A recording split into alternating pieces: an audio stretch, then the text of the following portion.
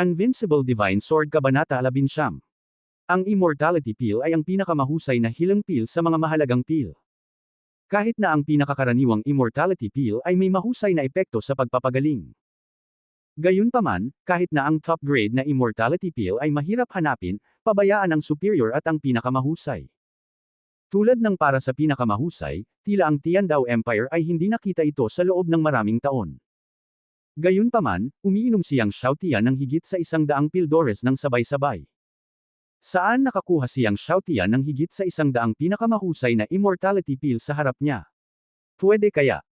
Sa pag-iisip na ang higit sa 100 pinakamahusay na Immortality Pill na ito ay maaaring gawin ni Yang Xiaotian, ang anak ni Kulog at iba pa ay nagpabilis ng kanilang mga puso. Ang kakayahang gumawa ng top-grade na tableta ay nangangahulugan na si Yang Xiaotian ang may nangungunang 10 kakaibang sunog sa listahan ng kakaibang sunog. Gayunpaman, kahit na maraming mga panginoon ng kontinente ng Kangshen ay hindi kayang supilan ang nangungunang 10 kakaibang sunog sa listahan ng kakaibang sunog. Paano sila napasuko ni Yang Xiaotian? Puno sila ng imahinasyon. Matapos hayaan ang anak ni Kulog at iba pa na lunukan ang mga tabletas upang gamutin ang kanilang mga sugat, pumasok si Yang Xiaotian sa yungib. Habang naglalakad papasok sa kuweba, nakita niya ang isang piraso ng Heavenly Tribulation Thunder Water sa dulo. Tuwang-tuwa si Yang Xiaotian na makita ang Heavenly Tribulation Thunder Water sa kanyang harapan. Bagamat ang pool na ito ng Heavenly Tribulation Thunder Water ay mas mababa kaysa sa nauna, sapat na ito para sa kanya at niyaw ding na gumamit ng ilang sandali. Gayunpaman, ang ikinagulat ni Yang Xiaotian ay ang Heavenly Tribulation Cave sa Red Moon Forest ay mayroong Heavenly Tribulation Power, ngunit bakit walang Heavenly Tribulation Power dito? Ang Heavenly Tribulation Cave sa Red Moon Forest ay may espesyal na terrain, kaya ang Heavenly Tribulation Power ay mahirap mawala. Sa pangkalahatan, habang lumilipas ang panahon, ang Heavenly Tribulation Power ay unti-unting mawawala. Paliwanag ni Tio Ding. Biglang natauhan si Yang Xiaotian. Gaya ng dati, hinati ni Yang Xiaotian at Uncle Ding ang Heavenly Tribulation Thunder Water sa harap nila, kalahati ng bawat isa. Sa kasamaang palad, ito pa rin ang unang Heavenly Tribulation Thunder Water.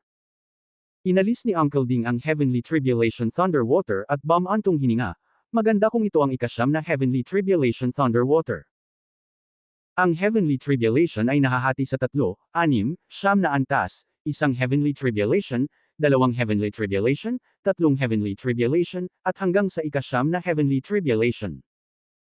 Ang tubig ng kulog na nabuo ng unang antas ng makalangit na kapigatian ay tinatawag na unang antas ng makalangit na kapigatian na tubig ng kulog. Kung ang tubig ng kulog na nabuo ng ikalawang antas ng makalangit na kapigatian ay maraming beses na mas mahusay kaysa sa tubig ng kulog ng unang antas ng makalangit na kapigatian, ang epekto ay maraming beses na mas mahusay kaysa sa tubig ng kulog ng unang antas ng makalangit na kapigatian. Ang pinakamaganda ay ang kulog na tubig ng ikasyam na antas ng makalangit na kapigatian. Ang isang patak ng ganitong uri ng bagay ay maaaring magbago ng katawan at kaluluwa ng isang tao. Makontento ka na lang. Sinabi ni Yang Xiaotian, mabuti na magkaroon ng isang antas, ngunit gusto mo pa rin ang ikasyam na antas. Ngumiti si Tio Ding at sinabing, ganito ang taong ito. Kapag wala, mabuti na may isang antas. Sa isang antas, iniisip mo ang pangalawa, ikatlo, ikaapat, at ikasyam na antas. Pagkatapos ay sinabi niya, sa hinaharap, maaari mong malaman kung saan pupunta ang mga martial arts master sa mundo ng martial arts upang makaligtas sa kapigatian. Tumango si Yang Xiaotian. Kailangan talaga itong malaman. Pagkatapos, muli siyang naglibot sa ilalim ng lupa. Nang wala siyang makitang mabuti, umalis siya sa kuweba. Pagkalabas ng kuweba, nakita niya ang anak ni Kulog, si Deng Yichen at iba pa ay nagpapagaling pa. Hindi umalis si Yang Xiaotian at nagmuni-muni sa tabi nila. Makalipas ang ilang oras, sunod-sunod na nagising ang anak ni Kulog at iba pa. Ang epekto ng top-grade Immortality Pill ay lampas sa imahinasyon ng anak ni Thunder at ng kanyang mga kasama. Ilang oras na ang nakalipas, ang dibdib ng anak ni Thunder ay dinurog ni Yang Xiaotian, ngunit sa ilalim ng paggamot ng top-grade na Immortality Pill, ang kanyang dibdib ay hindi na nakakaramdam ng sakit, at ang kanyang mga panloob na organo ay gumaling. Bagaman hindi ito ganap na nakabawi, lahat ay nakabawi sa isang malaking lawak. Siyempre, ito ay dahil din sa inilaan ni Yang Xiaotian ang kanyang lakas nang siya ay umatake, kung hindi, kahit na mayroon siyang 10 top-grade na Immortality Pill, ang anak ni Thunder at ang kanyang mga kasama ay hindi makaka-recover. Palace Master Yang. Ang anak ni Thunder at ang kanyang mga kasama ay tumayo, lumapit kay Yang Xiaotian, at yumuko. Sa muling pagharap kay Yang Xiaotian, lahat ay napupuot, natatakot, at iginagalang siya. Tumayo si Yang Xiaotian at nakita na ang mga pinsala ng anak ni Thunder at ng kanyang mga kasama ay gumaling ng malaki, at pagkatapos ay hiniling sa anak ni Thunder at sa kanyang mga kasama na itago ang mga kaganapan ngayon sa kanilang sarili. Habang nag-aalala ang anak ni Thunder at ang kanyang mga kasama, lumutang si Yang Xiaotian. Sa wakas, nawala ang figure ni Yang Xiaotian sa kulay abong siksik na kagubatan. Ang anak ni Kulog at iba pa ay tumingin sa figure ni Yang Xiaotian na lumulutang palayo, at lahat sila ay nakahinga. Subukan natin ang lahat para manghuli ng mga demonyo. Sabi ng anak ni Kulog na may halong damdamin. Gayunpaman, nakaramdam siya ng pait sa kanyang puso. Kahit na sinubukan niya ang lahat upang manghuli ng mga demonyo, nakatadhana siyang hindi maging una sa kompetisyong ito sa kolehiyo. Sa pag-iisip kay Yang Xiaotian, naramdaman ng anak ng Kulog ang kanyang anit na nangangati. Magkahalong damdamin ang naramdaman ng anak ni Kulog, at gayon din sina Deng Yichen, Sheng Sheng at iba pa. Lahat ay umalis sa lugar na may iba't ibang mod. Nag-iiwan sa isang bukid ng mga nasirang puno. Lumipas ang oras. Si Yang Xiaotian at ang iba pa ay pumasok sa Demon Land sa loob ng 9 na araw. Papalapit ang oras ng pagtatapos ng unang round. Sa labas ng plaza ng palasyo, lahat ay inaabangan ng mga master mula sa iba't ibang kolehiyo, pamilya at sekta. I wonder how the Hall Master is doing. Tinitigan ni Lin Yong ang mga pagbabago sa porma sayon at nag-aalala. Habang iniisip niya iyon, lalo siyang nagsisisi. Nagsisi siya na hinayaan niyang makipagsapalaran si Yang Xiaotian na makapasok sa lupain ng demonyo. Walang mali sa unang post. Tingnan ang 6 hanggang 9 bookbar. Sa lupain ng mga demonyo, kahit na sa pinakamaliit na lugar, ang pinakamahina na mga demonyo ay nasa likas na kaharian, at maraming mga demonyo sa kaharian ng hari. Paano kung makatagpo si Yang Xiaotian ng demonyong maihahambing sa ika-6 o ika-7 antas ng likas na kaharian? Paano kung makatagpo si Yang Xiaotian ng demonyo sa kaharian ng hari? Habang iniisip ito ni Lin Yong, lalo siyang nababalisa. Ang parehong ay totoo para sa Yang Xiao, Huang Ying at iba pa. Huwag kang mag-alala, maswerte si Palace Master Yang at babalik siya ng ligtas. Nakita ni Chen Yuan ang nag-aalalang hitsura ni Lin Yong, Yang Xiao at iba pa at sinabi niya. Ngunit nang sabihin niya ito, nag-aalala rin siya at nababalisa. Habang sabik na naghihintay sina Lin Yong, Chen Yuan, Yang Xiao at iba pa, sa wakas, ang liwanag ng Magic Circle ay bumukas, at muling bumukas ang exit ng Space Channel. Sunod-sunod na pinalabas ang mga estudyante sa kolehiyo. Sa panunood ng mga estudyante na sunod-sunod na nagte-teleport palabas, ngunit hindi pa rin nakikita sina Yang Xiaotian, Lin Yong, at Chen Yuan, ang kanilang mga puso ay lalong nanlumo. Pwede kaya? Nang malapit ng i-teleport palabas ang lahat ng estudyante, biglang may lumabas na maliit na figure mula sa Space Channel. Nang makita ang maliit na figurang ito, nagulat silang lahat sina Lin Yong, Chen Yuan, Yang Xiao at iba pa. Nagmamadali ang lahat para salubungin siya. Tiener, kamusta ka, okay ka lang? Unang tanong ni Huang Ying. Umiling si Yang Xiaotian at ngumiti, ina, ayos lang ako. Nang marinig ito ng lahat, tuluyang nahulog ang kanilang mga puso.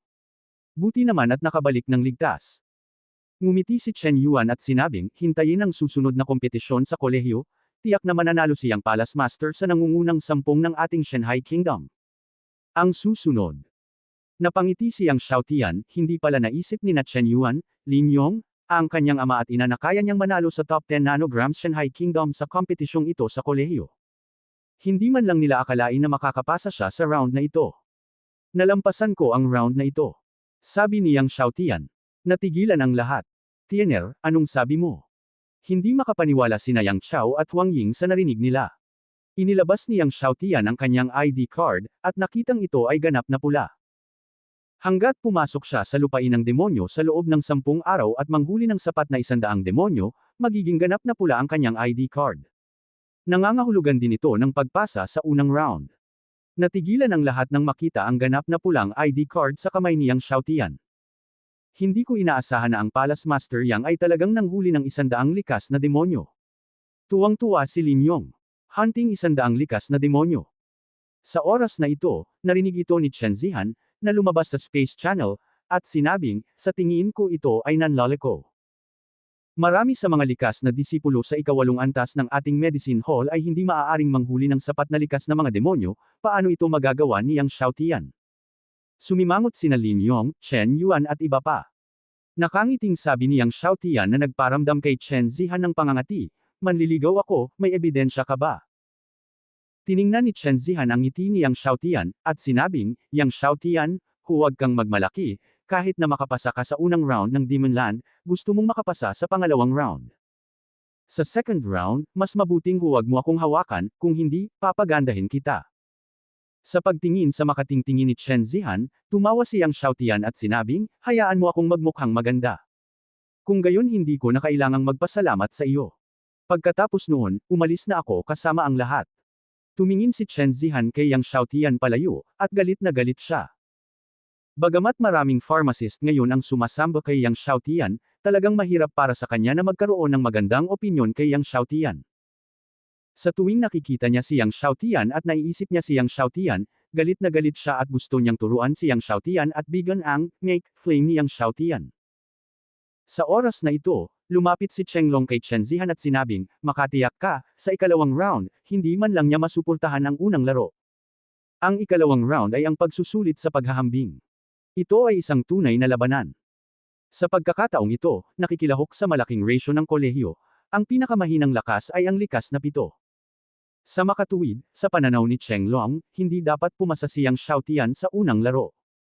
Sa pag-aakalang hindi makapasa si Yang Xiaotian sa unang laro, mas maganda ang mukha ni Chen Zihan. Maya-maya, isinara na ang Space Channel. Tumingin si Lin Yong sa Closure Space Channel at huminga ng malalim. Ang balita ng kanyang disipulong si Hu Xing ay namatay sa lupain ng demonyo, at natuto siya mula sa ibang mga estudyante. Sa pag-iisip pabalik sa mga piraso at piraso ng mga taon, si Lin Yong ay hindi may iwasang magkaroon ng mababang mood. Nang isara ang Space Channel, inihayag ng eunuch ang unang round. Sa pagkakataong ito, mahigit 140,000 alagad ang pumasok at lumabas. Mahigit 120,000 katao lamang ang lumabas. Gayunpaman, sa loob ng 10 araw, mayroon lamang higit sa 50,000 katao ang nangangaso ng 100 ulo. Matapos ipahayag ng eunuch ang mga resulta, iniskan niya ang lahat sa eksena, susunod, simulan ang ikalawang round. Ang ikalawang round ay ang paghahambing ng singsing. Tapos sinabi lang niya yung rules comparison ng singsing. Okay, ngayon ang lahat ay nagsisimulang gumuhit ng lottery at nagsasagawa ng unang pagsubok. Sa pagbagsak ng mga salita ng eunuch, ang lahat ay nabunutan ng lottery. Nakuha ni Yang Xiaotian ang no. 2. Ang isa pang iginuhit bilang no. 2 ay si Deng Yichen ng Yunhui College. Si Yang Xiaotian ang master ng Sword Hall ng Shenzhen College, at ang 11th level martial arts ng Kambal, at ang una sa paligsahan ng parmasyutiko. Naturally, ito ay maraming atensyon. Walang pagmamadali. Nakita ni Chen Zihan, Cheng Long at iba pa si Yang Xiaotian sa unang laro upang laruin si Deng Yichen, na lahat ay lihim na masaya. Hindi ko inaasahan na mapalampas ang panahon ni Yang Xiao. Ang unang laro ay talagang nil arrow laban kay Deng Yichen. Natawa din si Cheng Beibei, mukhang magiging maganda siya kapag maganda siya. Ang relasyon sa pagitan ng Yunhui College at ng Sword Academy ay palaging masama. Alam ng maraming tao na pamilyar kay Deng Yichen na si Deng Yichen ay hindi nakalulugod kay Yang Xiaotian. Kasabay nito, si Chen Zihan ay lihim na natuwa. Noong una, umaasa siyang makakalaban niya si Yang Xiaotian. Nakita ni na Yang Xiao, Lin Yong at iba pa si Yang Xiaotian sa unang laro na laruin laban kay Deng Yichen, lahat ay mapait na ngumiti. Yang Dayanzo, Deng Yichen's Changkong Kickboxing Boxing Shentong ay nilinang sa tuktok ng Xiaocheng. Dapat kang mag-ingat. Ibinuka ni Lin Yong ang kanyang bibig at nasa Yang Xiaotian. Diyos ko, huwag kang matigas ang ulo. Nag-aalala rin si Huang Ying.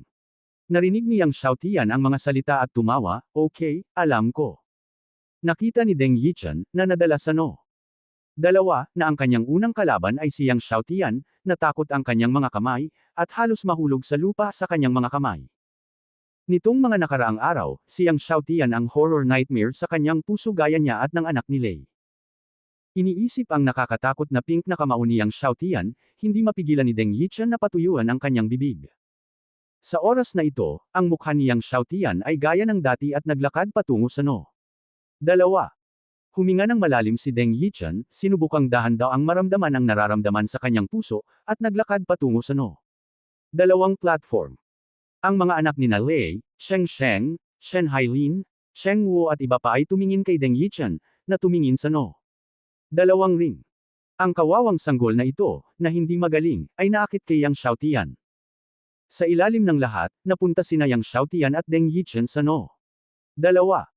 Si Deng Yichen ay nakatayo roon, ngunit hindi nang ahas na tingnan si Yang Xiaotian, iniuko ang kanyang ulo, at hindi siya kailanman pinahirapan ng ganito. Ngayon, inaasahan na lang niyang magsimula ng mas mabilis kaysa sa pagsusulit at mabilis na magtatapos. Magsisimula na ang paghahambing. Sa wakas, ang boses ng eunuch ay tumunog. Sa simula ng pagsusulit, naglakad si Deng Yichen patungo kay Yang Xiaotian. Matapos makita ng lahat ang pagsubok, biglang naglakad si Deng Yichen patungo kay Yang Xiaotian. Nang iniisip niya na si Deng Yichen ay magpapaputok na, nakita niya si Deng Yichen na lumapit kay Yang Xiaotian at yumuko at sinabing, alam ni Deng Yichen na hindi siya ang kaaway ni Yang Dayanzo, at automatikong umamin ng pagkatalo. Nakatingin sa master ni Yang Dayan. Walang pagkakamali, isa, 619, isang libro, isang libro. Ang mga salita ni Deng Yichen ay natigilan ng lahat sa eksena. Deng Yichen, automatikong umamin ng pagkatalo. Kumain si Chen Zihan, hindi makapaniwala si Maiyo. Kahit na ito ay para sa automatikong pagpasok, kailangan mo pa ring makiusap kay Yang Xiaotian. Anong nangyayari? Natigilan ang lahat. Kai Hao, Dean ng Lian Yunhui College, at King Shanhai Cheng Kai. Halos lahat ay hindi maintindihan ang ugali ni Deng Yichen. Si Deng Yichen ay ang punong disipulo ng Yunhui College. Ang kanyang lakas ay hindi mapag-aalinlanganan. Siguradong inaasahang mananalo ito sa top 5 nanograms college derby. Gayunpaman, automatiko siyang umamin kay Yang Xiaotian. Tumingin si Yang Xiaotian kay Deng Yichen, na automatikong pinapasok sa kanyang harapan, at tumango. Si Deng Yichen, na orihinal na tense, ay nakitang tumango si Yang Xiaotian. Kung siya ay pinatawad, mayroon siyang pakiramdam ng buhay pagkatapos ng pagnanakaw. Siya ay lumuwag at nagpasalamat kay Yang Xiaotian at iniwan ang singsing. Sa oras na ito, biglang galit na sinabi ni Chen Zihan, Yang Xiaotian, sabi mo, binili mo ba si Deng Yichen? Ilang napakagandang base spirit ang ibinigay ni Deng Yichen kay Deng Yichen.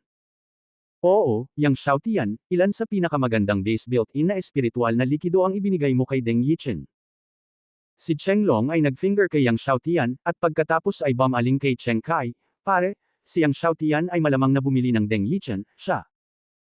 Sa hindi inaasahang pagkakataon, umiling si Deng Yichen at sinabing, hindi ako binigyan ni Yang Dayanzo ng pinakamahusay na built-in na espiritual na likido, talagang hindi ako kalaban ni Yang Dayan. Tila narinig ni Cheng Long ang malalaking biro, ikaw ang pinakamahusay sa hari ng martial arts, hindi ba kalaban ni Yang Xiaotian? Sumabad si Cheng Kai, okay, Cheng Long, si Deng Yichen ay automatikong pinapasok, outres ka.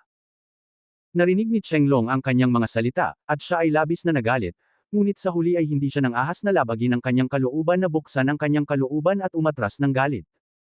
Bumalik si Deng Yichen sa mga tao ng Yunhui College. Tinitigan ni Kai Hao si Deng Yichen, ang kanyang mukha ay malungkot, ano ang nangyayari? Gusto niya talagang malaman kung ano ang nangyayari. Bago ang paghahambing, nangako si Deng Yichen na manalo sa unang pwesto, at kailangan niyang silyuhan ng Ju ng Baron. Ngayon, direkta niyang inamin ang pagkatalo, at ito ay isang pagkatalo para kay Yang Xiaotian. Hindi niya naintindihan. Gayunpaman, sumagot pa rin si Deng Yichen, hindi ako ang kalaban ni Yang Xiaotian. Galit na galit si Kai Hao kaya gusto niyang iguhit si Deng Yichen. Tulad ni Cheng Long, Chen Zihan at iba pa, hindi siya naniniwala na si Deng Yichenwo ang magiging kalaban ni Yang Xiaotian. Hindi lang si Kai Hao ang gustong sampilan sa mukha si Deng Yichen, kundi maging si Luo Junpeng, ang Vice President ng Yunhui, ay gustong sampilan si Deng Yichen sa mukha. Si Deng Yichen ay ang punong disipulo ng Yunhui, at ang pag-asa ng senior management ng Yunhui Academy. Automatikong sumuko siya kay Yang Xiaotian. What do you mean hindi siya kalaban? Kalokohan yan. Hindi lang siya naniniwala na si Yang Xiaotian, isang freshman ng Divine Sword Academy, na katatapos lang mag-practice ng wala pang isang taon, ay nasa Martial King Realm at mas malakas kaysa kay Deng Yichen.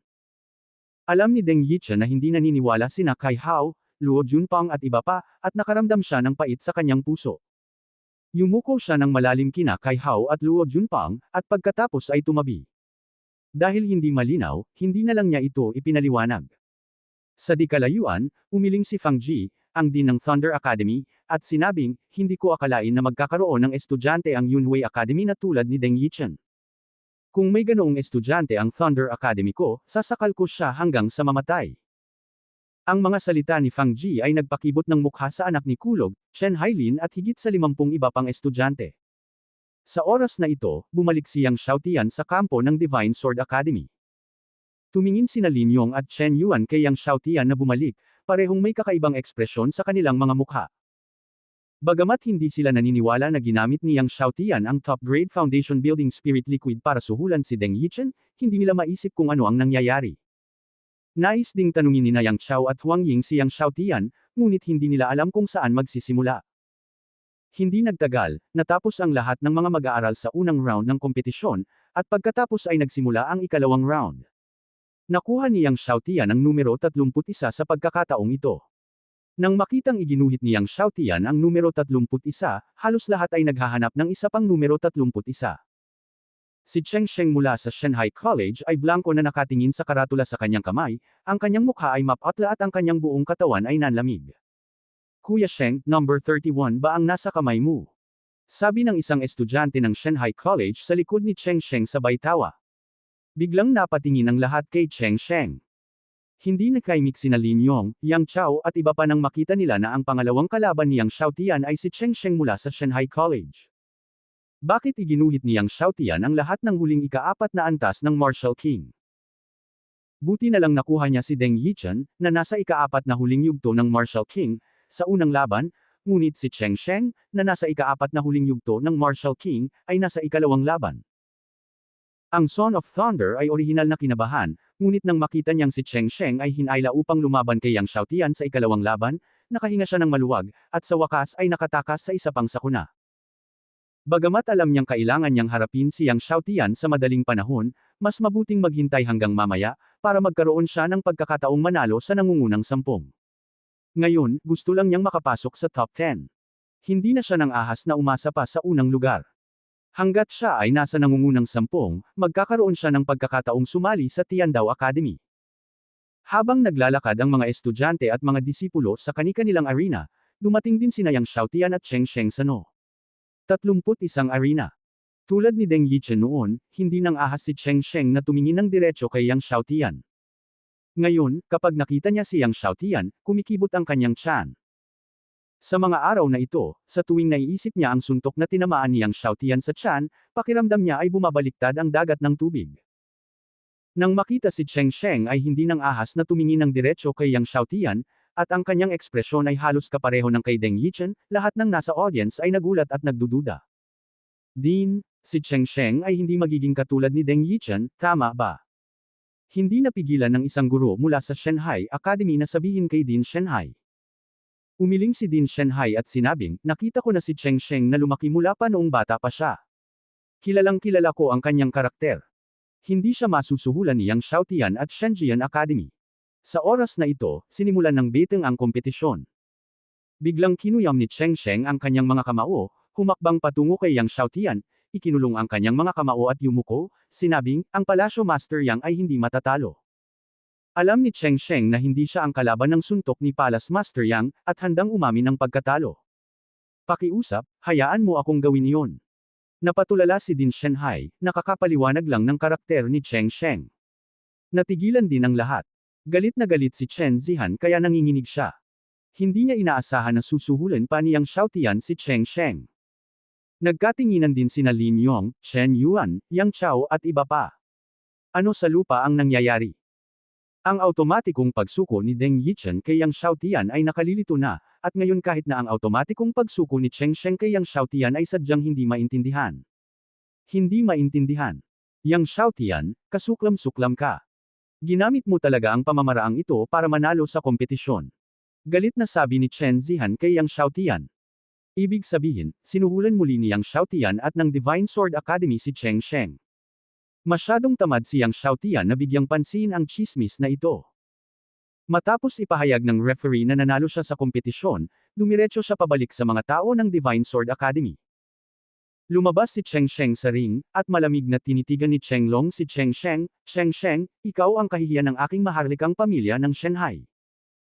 Walang pagkakamali, isang kanta, isang post, isang nilalaman, isang libro, isang bar, isang pagtingin. Nakakahiya. Ngumisi si Cheng Sheng, ano ang mga kwalifikasyon mo, isang tanga, para magkomento sa akin. Tulala. Nang marinig ni Cheng Sheng ang lakas ng loob na tawagin ang kanyang sarili na tulala, pangit ang mukha ni Cheng Long. Gusto pa niyang magsalita, ngunit nakita niyang hindi siya pinansin ni Cheng Sheng at tumalikod. Malungkot ang mukha ni Cheng Long, at malamig siyang ngumuso. Matapos ang kompetisyong ito sa kolehiyo, haharapin niya sina Cheng Sheng at Deng Yichen. Nagpatuloy ang kompetisyon. Matapos ang lahat ng mga mag-aaral sa ikalawang round ay natapos ang kanilang kompetisyon, sumunod ang ikatlo at ikaapat na round. Nagkataon man, sa ikatlo o ikaapat na round, ang mga kalaban na nabunot ni Yang Xiaotian ay mga estudyante mula sa Shanghai College at Yunhui College. Ang dalawang estudyanteng ito ay kabilang sa mga estudyante mula sa tatlong kolehiyo na pinasabog niya sa lupain ng demonyo. Kaya, nang walang anumang pagtataka, silang dalawa, tulad ni Deng Yichen at Cheng Sheng, ay kusang loob na umamin ng pagkatalo. Sa ikalimang round, ang kalaban ni Yang Xiaotian ay isang estudyante mula sa Leiting College. Hanggang sa ika-10 round, ang mga kalaban ni Yang Xiaotian ay pawang mga estudyante mula sa tatlong kolehiyo na kanyang nasakop. Kaya, sa 10 round, automatikong umamin ng pagkatalo ang mga estudyanteng lumaban kay Yang Xiaotian. Direktang pumasok si Yang Xiaotian sa nangungunang 100, at ang operasyong ito ay nagpatulala sa lahat. No way, posible ba ito? Napalunok ang isang alagad ng pamilya at sinabing, tumayo ka lang at makapasok ka sa top 100 ng kompetisyon sa kolehiyo. Ito ay maaaring itala sa record ng ating Shanghai National College Competition.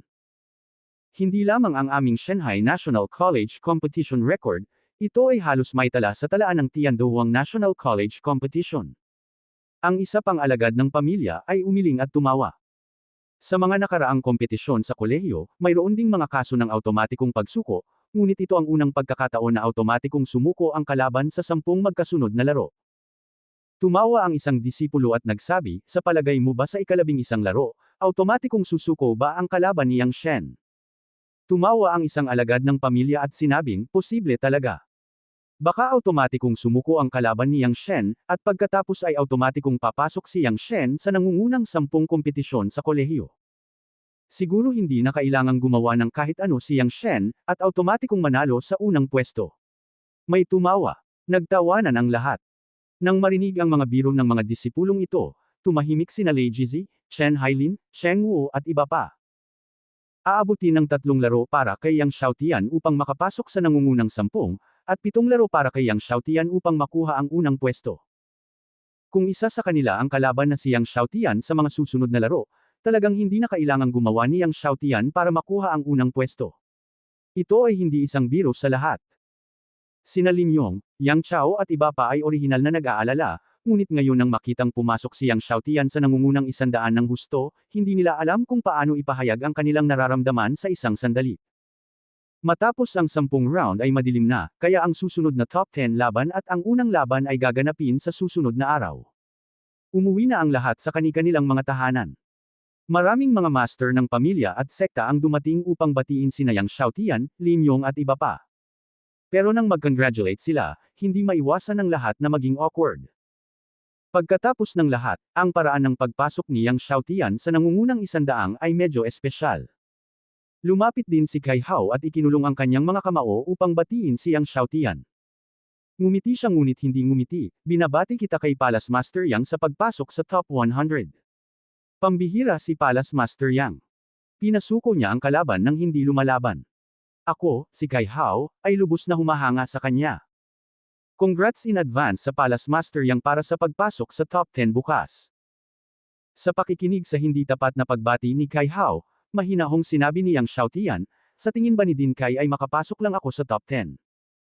Natigilan si Kai Hao at natawa, sa pambihirang lakas ni Palace Master Yang, tiyak na siya ay makakapasok sa top 3. Pagkatapos noon, ikinuyom niya ang kanyang mga kamao at umalis kasama ang mga estudyante ng Yunhui College. Pagkaalis, lumubog ang mukha ni Kai Hao. Idiot si Yang Xiaotian. Sa tingin ba niya ay makukuha niya ang top 3? Hindi napigilan ni Luo Junpang na magalit. Si Deng Yichen sa karamihan ay hindi nagsalita. Sinulyapan ni Kai Hao ang tahimik na si Deng Yichen at malamig na sinabi, "Ngayon, nawala ng mukha ang Yunwei Academy natin. Sabihin mo sa akin, bakit?" Ang ibig niyang sabihin ay kusang inamin niyang Xiaotian ang pagkatalo. Umiling si Deng Yichen at sinabing, "Sabi ko, hindi ako ang kalaban niyang Palace Master." Pagkatapos ay sinabi niya, "Hindi man lang ako makagalaw niyang Palace Master." Galit na galit sina Kai Hao at Luo Junpang na naging asul ang kanilang mga mukha nang marinig nila ang mga salita ni Deng Yichen na lalong naging mapangahas. Sinabi pa niya na hindi siya makagalaw kahit isang galaw kay Yang Xiaotian. Itinuro ni Kai Hao si Deng Yichen na may nakakatakot na tingin sa kanyang mga mata. "Deng Yichen, huwag mong isipin na dahil lang kay Wu Qi ang iyong amo, hindi ako nangangahas na paalisan ka sa Yunwei College." Hindi natinag si Deng Yichen, "Sinasabi ko ang totoo. Hindi lang ako, kundi maging ang anak ni Thunder ay hindi makakatanggap ng suntok kay Yang Xiaotian." Nang marinig ito ni Kai Hao, sa sobrang galit niya ay muntik na siyang sumabog. Galit niyang itinuro si Deng Yichen, kahit ang anak ni Thunder ay hindi makatanggap ng suntok kay Yang Xiaotian. "Sa tingin mo ba ako ay isang tulala?" Napabuntong hininga si Deng Yichen sa kanyang puso at tumigil sa pagpapaliwanag. Alam niyang walang kabuluhan kung magpaliwanag pa. Katulad ng dati, hindi na lang siya nagsalita. Sa gabi, ang mga tao ng Shenjian Academy na bumalik sa kabilang courtyard ng Shenjian Academy ay pawang tumatawa at nagdiriwang. Ngunit bumalik sina Chen Zihan at Cheng Long sa mansyon, ngunit sila ay labis na nanlumo. Bagamat nakapasok din silang dalawa sa top 100, hindi man lang sila natuwa. Hindi, dahil nakapasok din si Yang Xiaotian sa top 100. Yang Xiaotian, makulit at walang hiya, mas mabuting hindi na lang niya ako makilala bukas. Galit na sabi ni Chen Zihan, tinanong niya si Cheng Long, ano ang sinabi ni Cheng Wu. Si Cheng Sheng at Cheng Wu ay palaging hindi mapaghihiwalay. Ngayon ay automatikong inamin ni Cheng Sheng ang pagkatalo kay Yang Xiaotian. Pagkatapos, tinanong ni Cheng Long si Cheng Wu, gustong malaman kung ano ang nangyari kay Cheng Wu. Umiling si Cheng Long, tumanggi si Cheng Wu na magsabi ng kahit ano. Pagkatapos ay malamig niyang sinabi, "Huwag mag-alala, si Yang Xiaotian ay hindi makakapasok sa nangungunang 10 bukas. Hindi niya kayang bilhin ang lahat." Walang nangyari magdamag. Unti-unting lumiwanag ang langit. Tumigil si Yang Xiaotian sa pagsasanay, at pagkatapos ay lumabas ng bakuran kasama ang lahat at pumunta sa plaza ng palasyo. Sa pagkakataong ito, nangunguna pa rin ang mga gwardya ng palasyo. Nakilala si Chen Zihan sa kalsada, nakita ni Chen Zihan ang mga gwardya ng palasyo na humahantong sa daan patungo kay Yang Xiaotian at ngumuso. Pagdating sa plaza ng palasyo, ang daming tao lang. Ngayon ang labanan sa pagitan ng nangungunang 10 at ang una, kaya mas maraming tao ang darating upang manood ng labanan. Nang makitang paparating na si Yang Xiaotian, nagulo ang plaza. Sa pagtingin sa mga nakapalibot na pamilya at mga sect master na nagbubulungan sa isa't isa, si Lin Yong at ang iba pa ay mukhang napahiya. Hindi na nila kailangan makinig, mahuhulaan nila kung ano ang pinag-uusapan ng mga pamilya at sect master na ito. Pagkatapos ng intensyonal na propaganda ni Cheng Long, ngayon ay pinag-uusapan ng lahat sa Wangcheng ang tungkol sa panunuhol ni Yang Xiaotian kina Deng Yichen at Cheng Sheng. Sa pagtingin sa mga nakapalibot na pamilya at mga sect master na nag-uusap, ang mukha ni Yang Xiaotian ay kalmado. Sa paglipas ng panahon, sunod-sunod na dumating ang malalakas na lalaki mula sa lahat ng panig. Matapos dumating sina Chen Zihan, Cheng Long at iba pa, nakita nila si Yang Xiaotian at natural na hindi maganda ang hitsura. Nang malapit na ang oras, tinanong ng eunuch si Yang Xiaotian, ang anak ng kulog, sina Chen Zihan, Cheng Long at iba pa na pumasok sa arena upang gumuhit ng palabunutan. Sa unang laro ngayon, iginuhit ni Yang Xiaotian ang numero 4. Nagkataon, ang gumuhit ng numero 4 ay si Cheng Long. Sa orihinal, maraming tao ang nanghuhula kung sino ang makakalaban ni Yang Xiaotian sa unang laro ngayon. Nang makitang iginuhit ni Yang Xiaotian si Cheng Long, nagkagulo silang lahat. Si Lin Yong, Yang Chao at iba pa ay nagulat nang makita na ang unang kalaban ni Yang Xiaotian ay si Cheng Long. Walang pagkakamali, isang pangungusap, isang post, isang nilalaman, isang anim, isang siyam, isang libro, isang bar. Tiningnan ni Cheng Long ang numero 4 sa kanyang kamay, at pagkatapos magulat, ipinakita niya agad ang kanyang kagalakan. Nang makita ni Cheng Kai, ang hari ng Shanghai, na ang kanyang anak na si Cheng Long ay lalaban kay Yang Xiaotian, sumimangot siya, pagkatapos ay tinawag ang eunuch at bumulong sa kanya. Magalang na tumugon ang eunuch, pagkatapos ay lumapit kay Chenglong at sinabi sa kanya sa mahinang boses, "Ikalawang prinsipe, inutusan ka lang ng hari na magpakita ng awa kay Yang Xiaotian mamaya. Kahit na matalo si Yang Xiaotian, kailangan niyang matalo ng disente." Nakinig si Chenglong at sinabing, "Alam ko." Ngumisi siya sa kanyang puso, humihiling sa kanya na magpakita ng awa. Anong biro? Ang mga kamao at paa ay walang mga mata, walang makakagarantiya na hindi niya mapilayan si Yang Xiaotian sa isang suntok. Hindi nakahakbang si Chenglong, bagkus ay tumalon, parang isang mapagmataas na dragon, at dumaong sa no. Apat na singsing. Nang makita ang naiinip na tingin ni Chenglong, nanatiling kalmado si Yang Xiaotian at naglakad patungo sa no. Apat na singsing. Nang si Yang Xiaotian ay umakyat sa entablado, tumingin si Chenglong kay Yang Xiaotian at tumawa, "Palas Master Yang, hindi ko inaasahan na lalabanan mo ako sa unang laban ngayon, ngunit huwag kang mag-alala, magpapakita ako ng awa at gagamitin ko lang ang 10% ng aking lakas para labanan ka mamaya." Sa kasalukuyang lakas ni Chenglong, kahit na ito ay 10%, maraming mga kaharian ng hari ang hindi makalaban dito. Gumamit lang ng 10% ng lakas mo.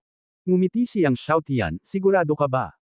Ngumiti si Chenglong at nagsabi, "Mas matanda ako ng ilang taon kay Palace Master Yang, Palace Master Yang, mauna ka." Okay. Hindi nag-aksaya ng anumang salita si Yang Xiaotian, at lumapit siya kay Chenglong sa isang iglap at sinuntok siya. Ang lakas ng kamao umuungal. Parang tsunami. Agad na sumabog ang nakakatakot na kapangyarihan. Si Chenglong, na orihinal na kalmado, ay nagbago lang ng mukha nang suntukin siya ni Yang Xiaotian sa tiyan. Boom! Ang suntok na ito ay parang kulog. Nag-vibrate ang eardrums ng lahat ng tao sa plaza ng palasyo. Napaatras si Chenglong ng suntok ni Yang Xiaotian at malakas na nahulog sa gilid ng ring. Ang singsing ay yumanig ng malakas, at ang ibabaw ng singsing ay patuloy na nagbitak kung saan nahulog si Chenglong, at ang mga sirang bato ay lumipad kung saan-saan. Maraming malalakas na lalaki ang natigilan. Ito. Nagulat si Din Yunhui, Kai Hao at iba pa sa mga pagbabago sa kanilang harapan. Maging si Cheng Kai, ang hari ng Shanghai, ay nabigla. Si Chenglong ay kanyang anak, at alam niya ang lakas ng kanyang anak, na mas malakas kaysa sa mga alingaw-ngaw sa labas ng mundo. Ang mga alingaw-ngaw sa labas ng mundo ay nagsabi na si Chenglong ay nasa maagang yugto ng ika-4 na antas ng Martial King, ngunit ang lakas ng kanyang anak na si Chenglong ay tiyak na higit pa sa unang yugto ng ika-4 na antas ng Martial King. Ngunit natamba siya sa suntok ni Yang Xiaotian. Ang magagandang mata ni Chen Zihan ay puno rin ng pagtataka, hindi ka panipaniwala, at nakabuka ang kanyang bibig upang magkasya ang isang malaking itlog. Anong nangyayari? Hindi ba dapat itaboy si Yang Xiaotian ni Chenglong? Bakit naging Yang Xiaotian si Chenglong? Napatulala rin sina Lin Yong, Yang Chao at iba pa sa suntok ni Chenglong. Natahimik ang buong eksena. Tumingin si Cheng Sheng kay Chenglong na nalilibyugan, at ang kanyang tiyan, na gumaling, ay muling kumaibot. Naaalala ang suntok na ibinigay sa kanya ni Yang Xiaotian sa lupain ng demonyo, takot pa rin siya. Siya lamang ang nakakaunawa sa sakit ni Chenglong sa sandaling ito. Sinuntok siya ni Yang Xiaotian sa tiyan, at ang kanyang mga laman loob ay parang pinuputol ng libu-libong kutsilyo. Lalong hindi comfortable ang kanyang tiyan na parabang pinagbabalutan ito ng patong-patong. Hindi makakalimutan ni Cheng Sheng ang matinding sakit. Si Chenglong, na nanontog sa gilid ng singsing, ay nabaliw sa sakit, tulad ni Cheng Sheng sa simula. Tinakpan niya ang kanyang tiyan at gustong magsalita, ngunit ang kanyang lalamunan ay hindi makagawa ng anumang tunog. Tumingin si Yang Xiaotian kay Chenglong, na nakahawak sa kanyang tiyan sa sobrang sakit, at hindi na nagmamadaling umatake muli. Pumutok lang siya ng suntok, hindi ordinaryong lakas, kundi sheer power, isa sa 11 supreme magic powers na iniwan ni Cao Shan. Palibhasa'y tinamaan ng sheer power, lahat ay nasa matinding sakit, na parang nakapunta na sila sa sheer hell. Gayunpaman, nakontrol niya ng husto ang kanyang lakas, at si Chenglong ay hindi mamamatay sa suntok na iyon ngayon lang. Pagkaraan ng ilang sandali, nahihirapang tumayo si Chenglong, hawak ang kanyang tiyan. Tumingin siya kay Yang Xiaotian, at nagulat, nagalit at natakot sa hindi makapaniwala. Gayunpaman, hindi katulad ni Cheng Sheng sa simula, mas natatakot siya kay Yang Xiaotian, at higit na puot at galit. Yang Xiaotian, hinahanap mo si kamatayan. Si Chenglong ay umungal, at ang buong aura ng kanyang katawan ay tumaas. Sa sandaling ito, hindi na niya itinago ang kanyang lakas. Ang aura ng tuktok ng ika-4 na huling yugto ng Martial King ay nagulat sa lahat ng direksyon. Ang rurok ng ikaapat na huling yugto ng Martial King. Si Chenglong talaga ang rurok ng ikaapat na huling yugto ng Martial King. Nagulat ang lahat sa eksena. Maging sina Cheng Sheng, Cheng Wu at iba pang maharlikang anak ay nagulat. Hindi ko inaasahan na ganoon kalakas si Chenglong. Oo, ang rurok ng ikaapat na huling yugto ng Martial King. Malamig ang mga mata ni Chenglong, at tumataas pa rin ang kanyang momentum. Kasabay nito, isang malaking anino ang lumitaw sa sumisikat na liwanag sa likod ni Chenglong. Nang makita ang malaking anino na ito, nagulat ang lahat, Red Flame Dragon. Ang higanteng anino sa likod ni Chenglong ay isang malaking dragon na may apoy sa buong katawan nito. Red Flame Dragon, Super Martial Soul, Top Martial Soul ng Level 11. Maging sina Lin Yong, Chen Yuan at iba pa ay nagulat. Napakalalim ng pagtatago ni Chenglong. Dati, ang labas ng mundo ay palaging naniniwala na ang martial soul ni Chenglong ay isang top-level Earth Dragon ng level 10. Biglang tumalon si Chenglong at hinawakan si Yang Xiaotian sa hangin gamit ang isang kuko. Yang Xiaotian, ngayon lang ako naging pabaya, kaya nagtagumpay ka sa sneak attack. Hindi ako naniniwala na mahaharangan mo ang mga kuko ng dragon kung nakakasira ng kaluluwa. Ang mga mata ni Chenglong ay mabangis. Nang hawakan niya, ang kanyang mga kamay ay naging mga kuko ng dragon, na napakatalas at kumikislap sa malamig na liwanag. Nang makahawak siya, lumabas sa ere ang mabigat na puwersa ng kuko. Bago lumapag ang kamanghamanghang puwersa ng kuko, ang lupa ng singsing kung saan nakatayo si Yang Xiaotian ay talagang nagbitak. Nang makita ito ng lahat ay nagbago ang kanilang mga mukha. Normal ang mukha ni Yang Xiaotian, at sinuntok din niya ang magkabilang kamao. Nakita ni Chenglong si Yang Xiaotian na sinusubukang harangan ang kanyang mga kuko ng dragon gamit ang magkabilang kamao, at nginisyon. Pagkatapos ng pagbabagong anyo ng kaluluwa, ang kanyang mga kuko ng dragon ay maihahambing sa mga kuko ng isang tunay na dragon. Sa isang suntok, kahit na ang pinakamataas na sandata ng espiritual na sandata ay maaaring makapasok. Ito ay lubhang matalim. Gusto talaga ni Yang Xiaotian na harangan ang kanyang mga kuko ng dragon gamit ang isang pares ng mga kamao ng laman. Kamatayan lang ang hinahanap niya. Iniisip ang mga kamao ni Yang Xiaotian na nagpasabog sa kanya ngayon, ang mga mata ni Chenglong ay masama, at sinamantala niya ang pagkakataon na pilayin ang mga kamao ni Yang Xiaotian. Boom! Sa masasamang mata ni Chenglong, ang kanyang napakatalas na kuko ng dragon ay bumangga sa maliliit na kamao ng laman ni Yang Xiaotian. Sa sandali ng banggaan, naramdaman ni Chenglong na biglang tumama ang kanyang mga kuko sa napakatigas na pader ng brilyante. Sakit. Ito ang unang naramdaman ni Chenglong. Matinding sakit. Ito ang pangalawang pakiramdam ni Chenglong. Sobrang tindi ng sakit sa mga kuko at daliri niya. Napakatindi ng sakit kaya namula muli ang mukha ni Chenglong. Sa ilalim ng tingin ng lahat, sumigaw si Chenglong, at ang matinis na hiyaw na iyon ay nakakasakit ng puso sa lahat ng nakarinig nito. Pagkatapos, sinuntok muli ni Yang Xiaotian si Chenglong sa tiyan. Sinira ng puwersang shear ang mga panloob na organo ni Chenglong, na hindi pa nakakabawi. Binalatan niya ng patong-patong ang tiyan ni Chenglong. Sa pagkakataong ito, si Chenglong ay nasa sobrang sakit na hindi siya makagawa ng ingay. Siya ay pinasabog sa langit ng shear force ni Yang Xiaotian na parang hipon. Pagkatapos lumipad ng 12 ng metro sa kalangitan, bumagsak si Chenglong sa lupa ng malakas. Bang!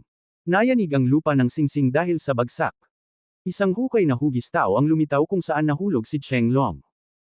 Walang pagkakamali, isang post, isang nilalaman, isang anim, isang siyam, isang libro, isang bar, isang pagtingin. Lalong tumalsik ang graba. Nagulat ang lahat. Ngayon lang, si Chenglong ay nabigla, at halos lahat ay naniniwala na sinamantala ni Yang Xiaotian ang kawalang ingat ni Chenglong at inatake siya. Pero ngayon, magkaharap na sila. Si Chenglong ay natangay pa rin sa suntok ni Yang Xiaotian. At napabuga siya ng hangin matapos mabasag ang kanyang mga kuko. Si Cheng Sheng, anak ni Thunder, Chen Hailin at iba pa ay pinanood si Chenglong na sinuntok muli ni Yang Xiaotian sa tiyan, at ang kanilang mga talukap ay kumikibot. Sa rostrum, si Cheng Kai, ang hari ng dagat ng mga Diyos, ay sumimangot nang makita niyang tinatangay ng hangin si Chenglong. Nang magsasalita na sana siya, bigla siyang napatingin kay Chenglong na napaluhod sa lupa sa pagtataka. Si Chenglong, na nakahandusay sa lupa, ay biglang nagkaroon ng kamanghamanghang mga daloy ng hangin sa paligid niya. Sa kamanghamanghang daloy ng hangin, dahan-daang tumayo si Chenglong mula sa lupa na nanginginig. Umaagos ang dugo mula sa mga sulok ng bibig ni Chenglong. Sinubukan niyang ituwid ang kanyang katawan, tinitigan si Yang Xiaotian na may duguan na mga mata, nakatitig kay Yang Xiaotian, na may intensyong pumatay sa kanyang puso, at ang kanyang hininga ay nagsimulang tumaas ng tuloy-tuloy. Matapos maabot ang tuktok ng ika-4 na antas ng yumaong si Wu Wang, ang katawan ni Cheng Long ay nagniningning ng liwanag, na parabang nalagpasan niya ang ilang kadena, at ang buong tao ay naging iba. Ito ang ika-5 antas ng Wu Wang. Nagulat ang mukha ni Lin Yong, si Cheng Long ay nakalusot sa ika-5 antas ng Wu Wang. Laking gulat ng eksena. Sa sandaling makapasok ka sa Wu Wang realm, sa tuwing masisira mo ang isang maliit na kaharian, ang iyong lakas ay magiging ganap na naiiba. Nalampasan ni Cheng Long ang ika-5 antas ng Wu Wang, at ang kanyang lakas ay tiyak na hindi maihahambing sa tuktok ng ika-4 na antas ng yumaong Wu Wang ngayon. Nang makita ng eunuch ang tagumpay ni Cheng Long, yumuko siya kay Cheng Kai at ngumiti, "Binabati kita, kamahalan, ang pangalawang prinsipe ay napakatalino, at ang tagumpay na ito ay sinira ang record ng ating kaharian ng Shanghai." Si Cheng Long ay nasa 20s pa lamang, at ang tagumpay na ito ay ginawa siyang pinakabatang master ng ika-5 antas ng Wu Wang sa Shanghai Kingdom. Napangiti din si Cheng Kai. Nakalusot si Cheng Long sa ika-5 antas ng Martial King. Naramdaman ang malakas na totoong enerhiya sa kanyang katawan, muling umayos ang kanyang katawan. Tumingin siya kay Yang Xiaotian at ngumiti ng matamis, "Yang Xiaotian, hindi mo inaasahan na makakalagpas ako sa ika-5 antas ng Martial King." Pagkasabi niya nito, napuno ng apoy ang buong katawan niya. Nang lumakas na ang apoy, bigla siyang sumuntok, nilamon ng Flame Dragon ang langit. Pagkatapos niyang sumuntok, umungal ang isang malaking dragon ng apoy at lumipad patungo kay Yang Xiaotian. Kung saan dumaan ang Fire Dragon, ang lupa ng arena ay nasunog sa pulbos na bato. Nang makita ang kapangyarihan ng Fire Dragon, nagbago ang kulay ng lahat. Normal ang mukha ni Yang Xiaotian, at binati niya ito ng palad. Sa paghampas niya sa kanyang palad, isang malaking anino ni Vajra ang lumitaw sa kanyang likuran. At ang Vajra ay matatag, na parang ang tunay na Buddha ay dumating sa mundo. Kaagad, ang liwanag ng Buddha ay malakas. Lahat ng tao sa eksena ay tila natatakpan ng isang layer ng liwanag ni Buddha. Isang hanay ng malalaking gintong mga palad ng Buddha ang sumugod patungo sa apoy na parang isang alon ng tubig. Bang! Ang hilera ng malalaking gininto ang Buddha palm ni Yang Xiaotian ay bumangga sa makapangyarihang apoy na dragon. Ang tila makapangyarihang dragon na apoy ay tila tumama sa hindi masisira na gininto ang bundok Buddha. Ang mga apoy ay pinasabog ng gintong mga palad ng Buddha, at ang apoy ay bumubulusok sa kalangitan. Nang sumabog ang apoy na dragon, ang kalangitan sa itaas ng buong parisukat ay naging pula. Dumaan ang mga golden Buddha palm sa sumasabog na apoy na dragon at tumama kay Cheng Long. Napabuga si Cheng Long sa singsing na parang dahon na nalaglag. Habang siya ay lumilipad, ang mga palad ng Buddha ay patuloy na tumama sa kanya. Sa tuwing tinatamaan ng palad si Cheng Long, sumusuka siya ng isang subo ng dugo. Sa wakas, lumipad si Cheng Long ng daan-daang metro tuwid at tumama sa gilid ng plaza ng palasyo. Ang mga taong nagulat na si Cheng Long ay nakalusot sa ika-5 antas ng Martial King ay natigilan nang makita nila si Cheng Long na sinasabog na parang patay na aso at binasag sa gilid ng plaza ng palasyo. Kahit na nalampasan niya ang ika-5 antas ng Martial King, natalo pa rin si Cheng Long. At ito ay isang miserableng pagkatalo. Mula simula hanggang wakas, hindi niya mapipilit si Yang Xiaotian na umatras ng kalahating hakbang. Si Chen Zihan, na orihinal na natuwa nang makita si Cheng Long na lumampas sa ika-5 antas ng Martial King, ngayon ay nakaramdam ng lamig ng mga kamay at paa nang makita niya si Cheng Long na nakahiga sa gilid ng plaza ng palasyo. Kahit si Cheng Long ay sinabog na parang patay na aso, paano naman siya na nasa ika-3 antas ng Martial King? Ano ang mangyayari kung makilala niya si Yang Xiaotian mamaya? Tumingin si Kai Hao kay Cheng Long na nakahiga, nagulat, at hindi maiwasang tumingin kay Deng Yichen, naaalala ang palaging sinasabi ni Deng Yichen noon, "Hindi ako ang kalaban ni Yang Xiaotian." Kaya, ito ay totoo. Lumalabas na hindi si Deng Yichen ang kalaban ni Yang Xiaotian sa isang galaw. Bagamat si Deng Yichen ay ang punong disipulo ng Yunhui College, mayroon pa ring malaking agwat kumpara kay Cheng Long, na nasa ika-5 antas ng Martial King.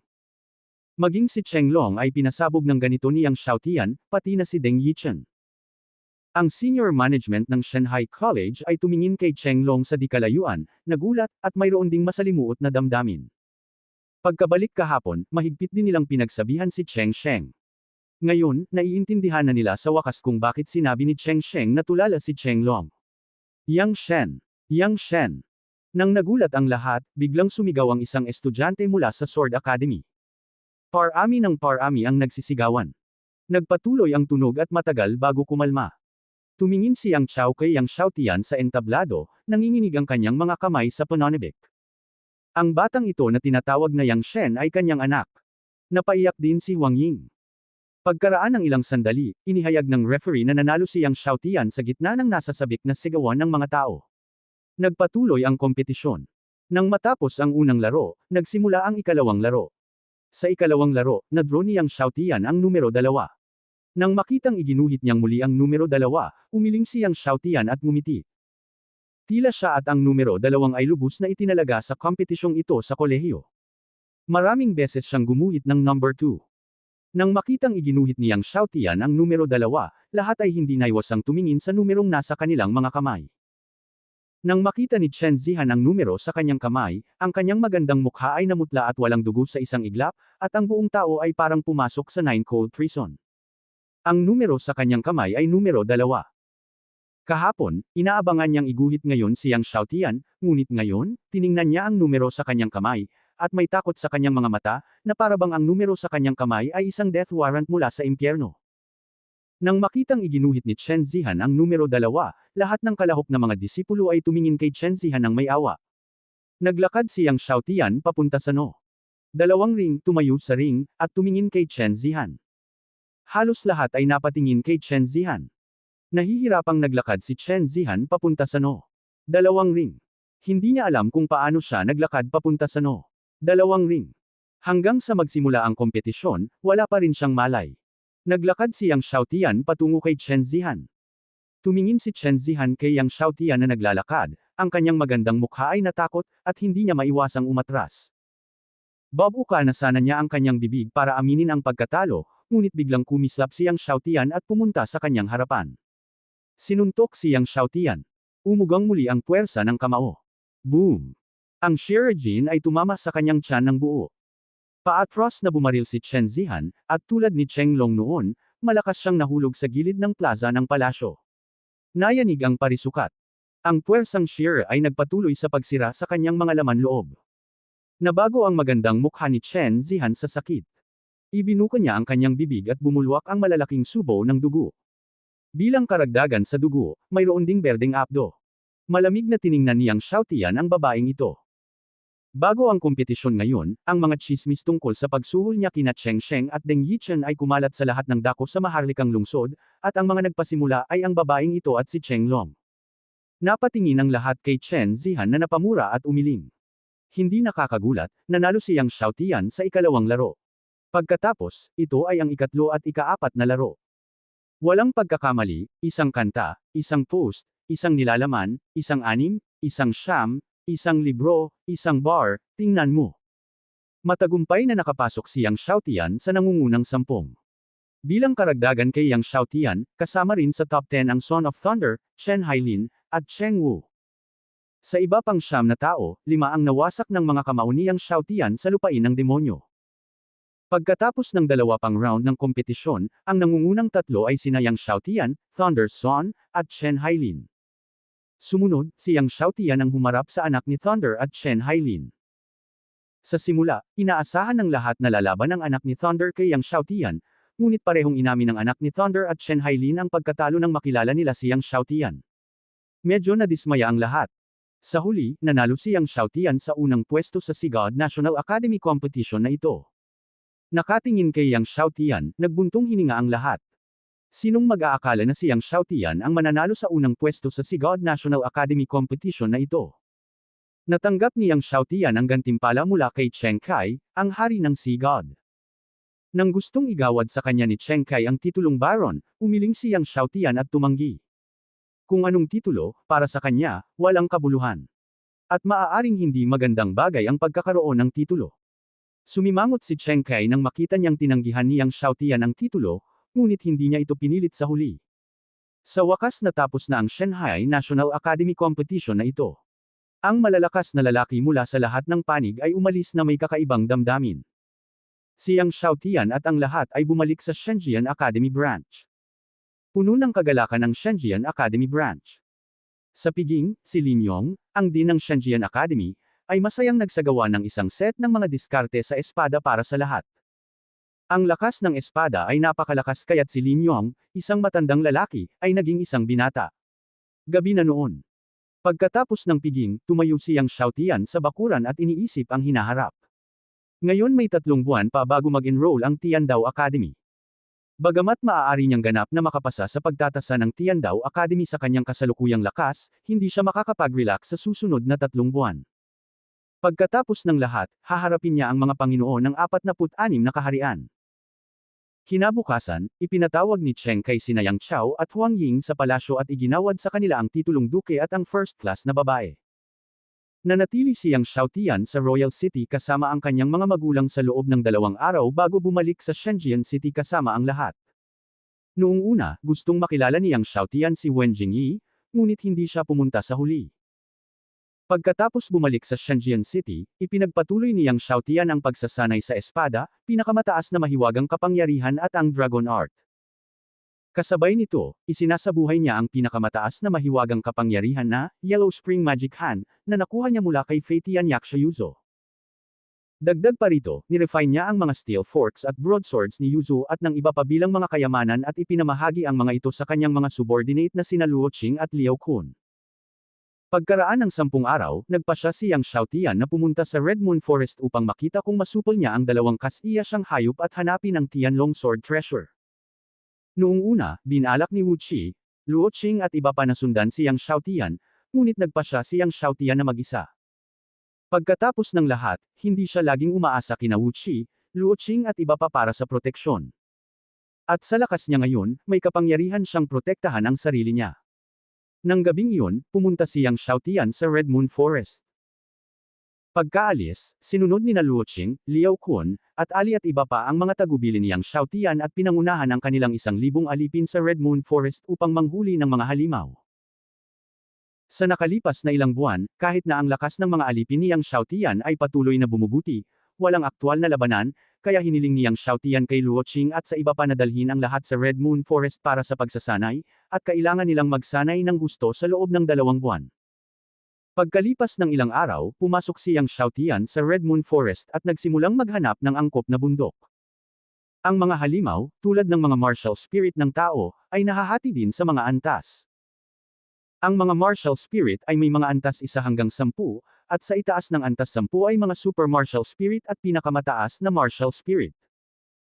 At ang mga halimaw ay nahahati din sa mga antas 1 hanggang 10 ayon sa lakas ng kanilang mga bloodline, at higit sa 10 antas ay mga King Beast, Divine Beast, at Super Divine Beast. Hindi nagtagal pagkatapos pumasok sa Red Moon Forest, nakasagupan ni Yang Xiaotian ng isang grupo ng mga lobo na hayop. Mayroong maraming mga uri ng mga lobo na hayop, kabilang ang mga makalangit na lobo, umaangal na makalangit na mga lobo ng dugo, at mga hari ng lobo na buwan ng pilak.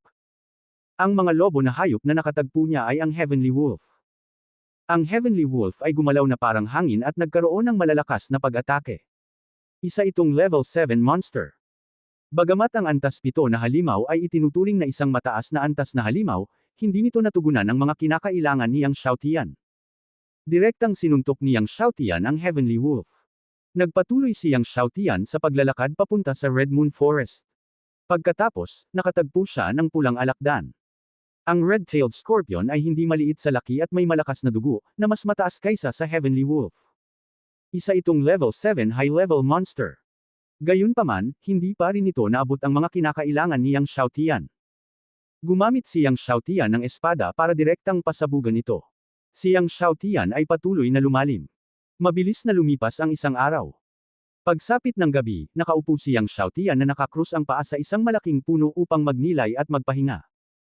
Bagamat maraming halimaw ang nakatagpo ngayon, sila ay karaniwang mga intermediate na halimaw, na ang pinakamataas ay antas 7. Gayunpaman, ito ang labas ng Red Moon Forest, kaya normal lang na walang halimaw sa itaas ng level 8.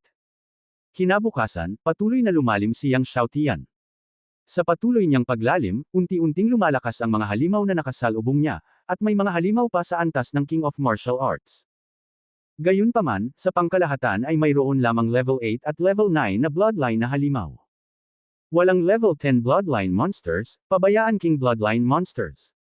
Bagaman ang Red Moon Forest ay isang breeding ground para sa mga halimaw, walang mga espiritual na ugat dito, at mahirap maakit ang mga King Beast at Divine Beast. Mahirap para sa iyo na makahanap ng isang King Beast o Divine Beast dito. Sinabi ni Yao Ding, maliban kung pupunta ka sa ibang mga lugar. Ibang lugar. Mapait na ngumiti siyang Xiao Tian, bagaman may ilang lugar kung saan dumarami ang mga halimaw sa Dragon Empire, wala sila sa teritoryo ng Tiandao Empire. Masyadong malayo ang mga ito. Ito ay tumatagal ng higit sa 3 buwan upang pabalik-balik. Nag-isip sandali si Yao Ding at nagtanong, may bawal bang lugar sa Red Moon Forest? Bawal na lugar. Sinabi niyang Xiao Tian, may iilan. Ang isa ay ang Tianjie Cave na kanilang pinuntahan noon, ang isa ay ang Thunder Lake, at ang isa ay ang bulkan. Ang 3 lugar na ito ay lubhang mapanganib, at kahit na ang pinakamalakas na tao sa Tiandao Empire ay hindi nang ahas na lumalim. Punta muna tayo sa Thunder Lake. Nag-isip sandali si Yao Ding at sinabing, Thunder Lake. Sumimangot siyang Xiao Tian. Sinasabi na ang Thunder Lake ay puno ng iba't ibang kapangyarihan ng kulog, maging ang makalangit na kulog, at maging ang kaharian ng emperador ay hindi nang ahas na lumapit dito. Gayunpaman, dahil nagsalita ang Medicine Cauldron, gumaan ang loob niyang Xiao Tian at nagtungo sa Thunder Lake. Malayo ang Thunder Lake mula sa kinaroroonan niya, at dumating siya makalipas ang ilang araw. Mula sa malayo, nakita niya ang kidlat na kumikislap sa kanyang harapan, at mayroong iba't ibang uri ng kulog sa lahat ng dako, kabilang ang makalangit na kulog, lila na apoy na kulog, Yiwood Thunder, at 5 kulay na kulog. Bagamat magkalayo sila, ramdam pa rin niyang Xiao Tian ang lagim ng mga kulog na ito. Nang malapit ng lapitan niyang Xiao Tian ang Thunder Lake, biglang nag-iba-iba ang Thunder Lake, at bumuhos ang kamanghamanghang lakas ng kulog, at ang buong Thunder Lake ay naging marahas at hindi mapakali. Sa pagtingin sa iba't ibang kapangyarihan ng kulog na lumalabas na parang tubig, napaatras siyang Xiao Tian sa pagkabigla. Gayunpaman, habang siya ay patuloy na umatras, ang Thunder Lake ay naging mas marahas, at ang lakas ng kulog ay patuloy na bumubuhos. Paulit-ulit na umatras siyang Xiao Tian. Sa wakas, nang umatras ng malayo siyang Xiao Tian, nagkaroon ng biglaang pagsabog sa ibabaw ng Leho Lake, at isang halimaw na kasing laki ng bundok ang dahan-daang lumipad mula sa ilalim ng Leho Lake, at sa wakas ay lumipad sa Leho Lake. Nakatingin sa halimaw na kasing laki ng bundok, na may kidlat sa buong katawan, na umaaligid sa lawan ng Leho, nagulat siyang Xiao Tian, ito ba ang Sky Blue Thunder Python? Ang Sky Blue Thunder Python, isang sinaunang banal na hayop. Ito ay ang inapo ng sinaunang Sky Python at Thunder Dragon. Mayroon itong dugo ng Sky Python at Thunder Dragon. Oo, ito ay ang Sky Blue Thunder Python. Sinabi ni Yao Ding, at sa paghusga mula sa aura nito, malapit na itong malagpasan ang banal na kapigatian. Walang pagkakamali, isang pangungusap, isang post, isang nilalaman, isang anim, isang libro, isang bar, isang pagtingin. Palampasin ang banal na kapigatian. Natigilan siyang Xiao Tian. Hindi ba yun nangangahulugan na ang Sky Blue Thunder Python na ito ay makakamit ang banal na kaharian? Kung ang mga tao at mga halimaw ay dumaan sa banal na kapigatian, sila ay magiging mga Diyos ng militar, na siyang tinatawag na banal na kaharian. Gayunpaman, ang Sky Blue Thunder Python na ito ay may mga lumang pinsala sa Demon Core nito, at ang pundasyon nito ay hindi masyadong matibay. Wala itong pag-asa na makaligtas sa banal na kapigatian sa pagkakataong ito. Umiling si Yao Ding. Nakita niyang Xiao Tian na nakikita ni Master Ding na ang demonyong core ng kabilang partido ay may mga lumang pinsala, at nagtanong, hindi ba nanganganib ang Sky Blue Thunder Python na ito? Ano ang mga pagkakataong ito ay makaligtas sa banal na kapigatian? 50% lang. Sabi ni Yao Ding. 50%. Sa madaling salita, mayroon lamang 50% na pagkakataon na magtagumpay. Sa sandaling mabaigo ang kapigatian, ang Sky Blue Thunder Python sa kanyang harapan ay mamamatay. Bihira para sa isang banal na hayop tulad ng Sky Blue Thunder Python na makaligtas sa banal na kapigatian. Kailangan mong panoorin itong mabuti mamaya, na makakatulong sa iyong makaligtas sa banal na kapigatian sa hinaharap. Sabi ni Yao Ding. Tumango siyang Xiao Tian. Gayunpaman, kung isa sa alang-alang ang nakakatakot na kapangyarihan ng Robbery Thunder, siyang Xiao Tian ay umatras muli, umatras sa itinalagang posisyon ng Medicine Cauldron, at pagkatapos ay tumigil. Sa sandaling huminto siyang Xiao Tian, nakita niya na ang Sky Blue Thunder Python ay puno ng Thunder Light, at hindi mabilang na kapangyarihan ng kulog mula sa Thunder Lake ang lumilipad sa paligid nito. Sa itaas ng Red Moon Forest, biglang dumilim ang kalangitan, at isang malaking itim na ulap ang namuo sa isang kisap mata. Sa itim na ulap, kumislap ang liwanag ng kulog, at hindi nagtagal, kumalat ang liwanag ng kulog, at binalot ito ng nakakamangha na presyon. Kahit na siyang Xiaotian ay sapat na ang layo mula sa Sky Blue Thunder Python, nakaramdam pa rin siya ng hininga sa ilalim ng kamanghamanghang presyon na ito, at kahit na nahihirapan siyang huminga. Ito ang kapangyarihan ng langit. Sinabi ni Yao Ding, sa kabutihang palad, nalagpasan mo ang kaharian ng Martial King, kung hindi, ikaw ay nakatayo ngayon dito, at direkta kang pipigilan ng kapangyarihan ng langit na ito upang mahimatay. Dapat mong madama ng mabuti ang kapangyarihan ng langit, na mabuti para sa pagsasanay ng iyong kaluluwa at espiritu. Tumango siyang Xiaotian, nakaharap sa kapangyarihan ng langit, at naramdaman ang kapangyarihan ng langit at lupa na nasa kapangyarihan ng langit. Nang makita ang kapangyarihan ng high-altitude thunderbolt na lumalakas at lumalakas, ang Azure Thunder Python sa itaas ng Thunder Lake ay mukhang sobrang solemna, at ang mga kaliskis ng dragon nito ay nagsimulang lumiit ng tuloy-tuloy. Sa tuwing lumiliit ito, lumalakas ang kidlat sa katawan nito. Habang patuloy na pinalalakas ng Azure Thunder Python ang depensa at lakas nito, biglang, na may buzzing sound, ang Thunderbolt Light sa itaas ng siyam na langit ay sumabog, at isang nakakagulat na kolum ng Thunderlight ang bumagsak, na tumama sa Azure Thunder Python na may nakakatakot na bilis at nakakatakot na kapangyarihan. Ang hagong tunog na iyon, bagamat hindi malakas, ay tila nag-drill sa kaibuturan ng kaluluwa, na naging sanhi ng panginginig ng kaluluwa niyang Xiaotian, at ang isip ng Azure Thunder Python ay mas sumasabog. Ito ang kapangyarihan ng makalangit na kapangyarihan. Sabog ng direkta sa kaluluwa. Iling ang pinakamalalim na bahagi ng kaluluwa. Nang sumabog ang isip ng Azure Thunder Python at nanginginig ang kaluluwa, tumama na ang haligi ng kidlat sa kalangitan sa itaas ng ulo nito. Ang mukha ng Azure Thunder Python ay lubhang nagbago, at umungal ito sa kalangitan. Ang mga palad nito ay biglang nagsample ng buong lakas. Ang kapangyarihan ng mga palad na ito ay nagpalapot sa lakas ng buong katawan nito, na siyang buong lakas ng pag-atake nito. Sa buong lakas na pag-atake nito, ang hindi mabilang na lakas ng kulog ng Thunder Lake ay naging isang malaking ilog, na binomba ang haligi ng kidlat. Boom! Ang kapangyarihan ng mga palad ng Azure Thunder Python, ang kapangyarihan ng Thunder Lake, at ang haligi ng kidlat ay sama-samang binomba. Nayanig ang mundo. Ang nakakatakot na alon ng hangin ay humampas sa hindi kilalang bilang ng mga milya. Ang nagtataas ang mga sinaunang puno sa paligid ay itinaas. Ang ilang mga halimaw na hindi makaiwas ay tumalsik lahat, parang mga patak ng tubig. Sa ilalim ng kapangyarihan ng makalangit na kapigatian, ang mga halimaw na ito na karaniwang makapangyarihan ay napakarupok. Maging siyang Xiaotian, na paulit-ulit na umaatres, ay muntik nang itapon sa nakakagulat na alon ng hangin. Sa kabutihang palad, nailipat na niyang Xiaotian ang kanyang tunay na diwa upang protektahan ang kanyang katawan, at ang kanyang mga binti ay ipinasok sa lupa. Gayunpaman, siyang Xiaotian ay inalog pa rin ng hangin. Ang malakas na tunay na diwa niyang Xiaotian ay nasira ng hangin. Alam mo, siyang Xiaotian ay nag-practice ng pinaka-advanced na pamamaraan ng sinaunang Dragon Clan, ang Dragon Art, at pinalamutian ng pinakamalakas na dragon na tunay na diwa ng Dragon Clan, ngunit ito ay marupok pa rin sa harap ng airwave na ito. At ito ay isang maliit na bahagi lamang ng kapangyarihan ng resulta ng makalangit na kapigatian. Nilabanan niyang Xiaotian ang epekto ng hanging alon, ngunit nakaramdam siya ng sakit sa buong katawan. Kung iisipin niya ang eksena kanina, nakaramdam pa rin siya ng palpitations. Sa mga araw na ito, pinilit niyang lunukan ang makalangit na kapigatian na kumulog na tubig araw-araw upang magsanay, pasiglahin ang kanyang mga panloob na organo, at palakasin ang kanyang katawan, ngunit sa ilalim ng pambobomba ng alon ng hangin ngayon, pakiramdam niya ay guguho ang kanyang buong katawan. Ang kakilakilabot ng makalangit na kapigatian ay ganito. Ito ang kapangyarihan ng isang maliit na bahagi ng resulta ng Heavenly Tribulation. Kaya gaano kalakas ang Heavenly Tribulation na kinakaharap ng Azure Thunder Python? Hindi maiwasan niyang Xiaotian na tumingin sa direksyon ng Thunder Lake. Nakita niya na isang malaking butas ang sumabog sa gitna ng Thunder Lake, na 100 milya ang lapad. Ang hindi mabilang na mga kulog na orihinal na natipon sa Thunder Lake ay naputol. Ang buong Thunder Lake ay nawasak na lampas sa imahinasyon. At wala na ang Azure Thunder Python. Nadurog ang puso niyang Xiaotian. Hindi ba ang Azure Thunder Python ay papatayin ng Heavenly Tribulation Thunder ngayon?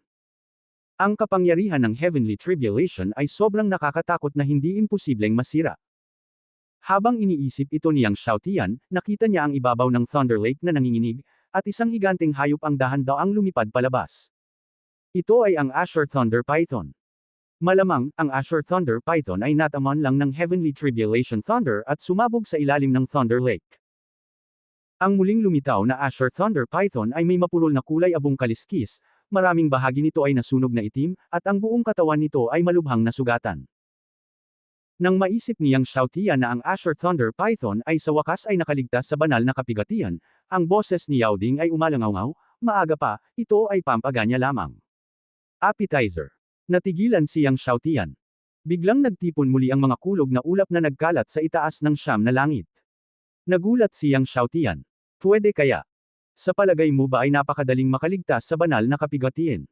Ang susunod na bagyo ay magiging 2 beses na mas malakas kaysa sa nauna. Sabi ni Yao Ding. 2 beses na mas malakas. Natakot siyang Xiaotian nang marinig niya ito. Naramdaman na niya ang kilabot ng thunderstorm kanina lang. Kung ito ay doble ang lakas, gaano ito kakilakilabot? Ang Azure Thunder Python ay nasugatan na sa thunderstorm kanina lang. Makayanan ba nito ang susunod na suntok? Ilang beses magtatapos ang banal na kapigatian? Tanong niyang Xiaotian. Para sa isang banal na hayop na tulad nito, ang banal na kapigatian na karaniwang kailangang lampasan ay ang kapigatian ng 3 kulog. Sabi ni Yao Ding. 3 kulog. Nakatiis na siya ng 1 kulog ngayon lang, kaya may 2 kulog pa na darating. At ang huling pagdurusa ng kulog ay ang pinakamalakas. Sinabi ni Yao Ding, kaya sabi ko, mahirap para sa Sky Blue Thunder Python na ito na matagumpay na makapasa sa banal na kapigatian. Ayon sa kasalukuyang kalagayan nito, kung walang aksidente, malalampasan lamang nito ang unang 2 kulog na kapigatian. Sa oras na ito, ang mga ulap sa itaas ng siyam na langit ay lumago sa isang nakakatakot na bilis. Sa bawat pagtaas, lumalakas ang lakas ng kidlat sa mga kulog. Binalot ng nakakatakot na kapangyarihan ng langit ang Thunder Lake at ang nakapalibot na lugar ng Thunder Lake. Ang kapangyarihan ng langit ay kakilakilabot na ngayon, at sa pagkakataong ito ay mas malakas pa ito kaysa dati. Naramdaman niyang Xiaotian na ang kanyang buong katawan ay idiniin ng isang bundok at hindi siya makahinga. Nang malapit nang umatras siyang Xiaotian, sinabi ni Yao Ding, huwag atras. I circulate ang Dragon Essence at panatilihing mabuti ang iyong isip. Sinunod niyang Xiaotian ang kanyang mga salita at pinananatiling masikip ang kanyang isip, at pinaikot ang asensya ng dragon ng buong lakas.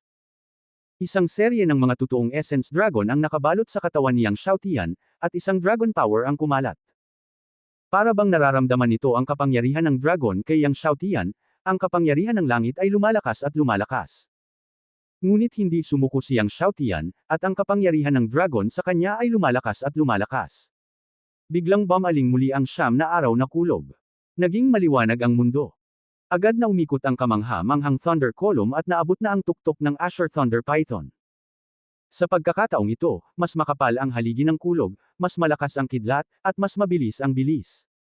Nang tumama ang Thunderbolt, sumabog ang isip ng Azure Thunder Python at ang kaluluwa nito ay magulo. Ngunit sa pagkakataong ito, pinaghandaan ito ng husto. Nang tumama ang kulog, ibinuka nito ang bibig at nag-spray ng malaking martilyo ng kulog. Ang malaking martilyo ng kulog na ito, na may pagsabog ng kidlat, ay napakalakas na tila sumasabog sa kalangitan. Walang pagkakamali, isang pangungusap, isang post, isang nilalaman, isang anim, isang libro, isang bar. Artifact. Napamura siyang Xiaotian nang makita niya ang malaking martilyo ng kulog. Nagulat si Yao Ding, hindi ko inaasahan na may artifact itong Azure Thunder Python. Ang kapangyarihan ng banal na sandata ay hindi maihahambing sa mga banal na sandatang iyon at sandatang imperial. Ang martilyo ng kulog ay nag-spray ng malakas na kidlat at bumangga sa hanay ng kulog ng kapigatian. Isang malakas na ingay ang kumalat sa hindi mabilang na milya. Natangay ang martilyo ng kulog. Natakpan ng malakas na alon ng hangin ang kalangitan.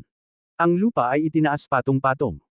Ang parang tsunami na mga alon ng hangin ay tumama kay Yang Xiaotian. Muling pinalakas ni Yang Xiaotian ang tunay na asensya ng dragon. Gayunpaman, nang ang alon ng hangin ay sumugod, si Yang Xiaotian ay sumabog pa rin, at ang kanyang mga damit ay direktang sumabog. Tuwid na bumagsak si Yang Xiaotian at lumipad ng daan-daang metro, at pagkatapos ay bumagsak sa lupa. Nagpatuloy siya sa pag-atras, at umatras ng 12-dosenang hakbang bago huminto. Naramdaman lamang ni Yang Xiaotian na ang kanyang mga panloob na organo ay nabaligtad at ang kanyang buong katawan ay nahulog. At ang Sky Blue Thunder Python ay pinasabog muli sa Thunder Lake ng Thunder Column. Ang butas sa lawa ng kulog ay sumabog. Ang buong lawa ng kulog ay napunit. Sa mahabang panahon, hindi lumipad palabas ang Sky Blue Thunder Python. Sa oras na ito, muling nagtipon ang mga ulap sa itaas ng siyam na langit. Sa pagkakataong ito, mas mabilis silang nagtipon at sumabog muli sa Azure Thunder Python sa ilalim ng Thunder Lake. Huli na para gamitin ng Azure Thunder Python ang Thunder Hammer. Ibinuka nito ang kanyang bibig at isang malakas na dagandong ang tumunog, at hindi mabilang na mga nota ng kulog ang lumipad palabas. Ito ang likas na mahiwagang kapangyarihan ng Azure Thunder Python. Kasabay nito, lumitaw ang isang piraso ng baluti sa Azure Thunder Python. Ang baluti na ito, na may nakakagulat na kapangyarihan, ay tumakip sa buong katawan nito. Ito ay isa pang artifact. Boom! Binuksan ng Nine Heavens Tribulation Thunder ang likas na mahiwagang kapangyarihan ng Azure Thunder Python at pinasabog ito. Isang malakas na putok ang yumanig sa kalangitan. Ang artifact armor sa Azure Thunder Python ay nabuksan. Ang Thunder Lake ay ganap na nasira at nawala. Ang Azure Thunder Python ay nakahiga sa ilalim ng butas, namamatay. Nakaligtas. Tiningnan niyang Xiaotian ang naghihingalong Azure Thunder Python. Umaasa sa artifact armor, na iligtas ng Azure Thunder Python ang huling hininga nito. Nang malapit nang tumawid siyang Xiaotian, nakarinig siya ng tunog ng paghampas sa hangin, at isang figure ang tumawid sa kalangitan sa napakabilis na bilis at nakarating sa itaas ng Lay Lake sa isang kisap mata. Nang makita ang figurang ito, natigilan siyang Xiaotian at hindi nang ahas na kumilos. Ano ito? Ang rurok ng martial arts. Sa ibaba ng martial god ay ang martial saint. Hindi inaasahan niyang Xiaotian na darating ang isang martial saint peak pagkatapos na maipasa ng Azure Thunder Python ang Divine Tribulation. At tila matagal nang naghihintay ang kabilang partido, hindi lang nagkataon. Tama ang hula niyang Xiaotian, ang taong dumating ay matagal nang naghihintay.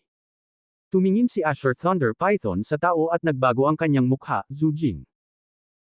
Tumayo si Zhu Jing sa hangin, nakatingin sa Azure Thunder Python na nakahandusay sa lupa at naghihingalo, at ngumiti, "Old Python, isang matandang kaibigan ang pumunta sa iyo, huwag kang ganito." Matandang magkakilala silang dalawa. 100 taon na ang nakalilipas, pumunta si Zhu Jing sa Lay Lake upang kunin ang kayamanan ng Lay Lake at nasugatan ng Azure Thunder Python.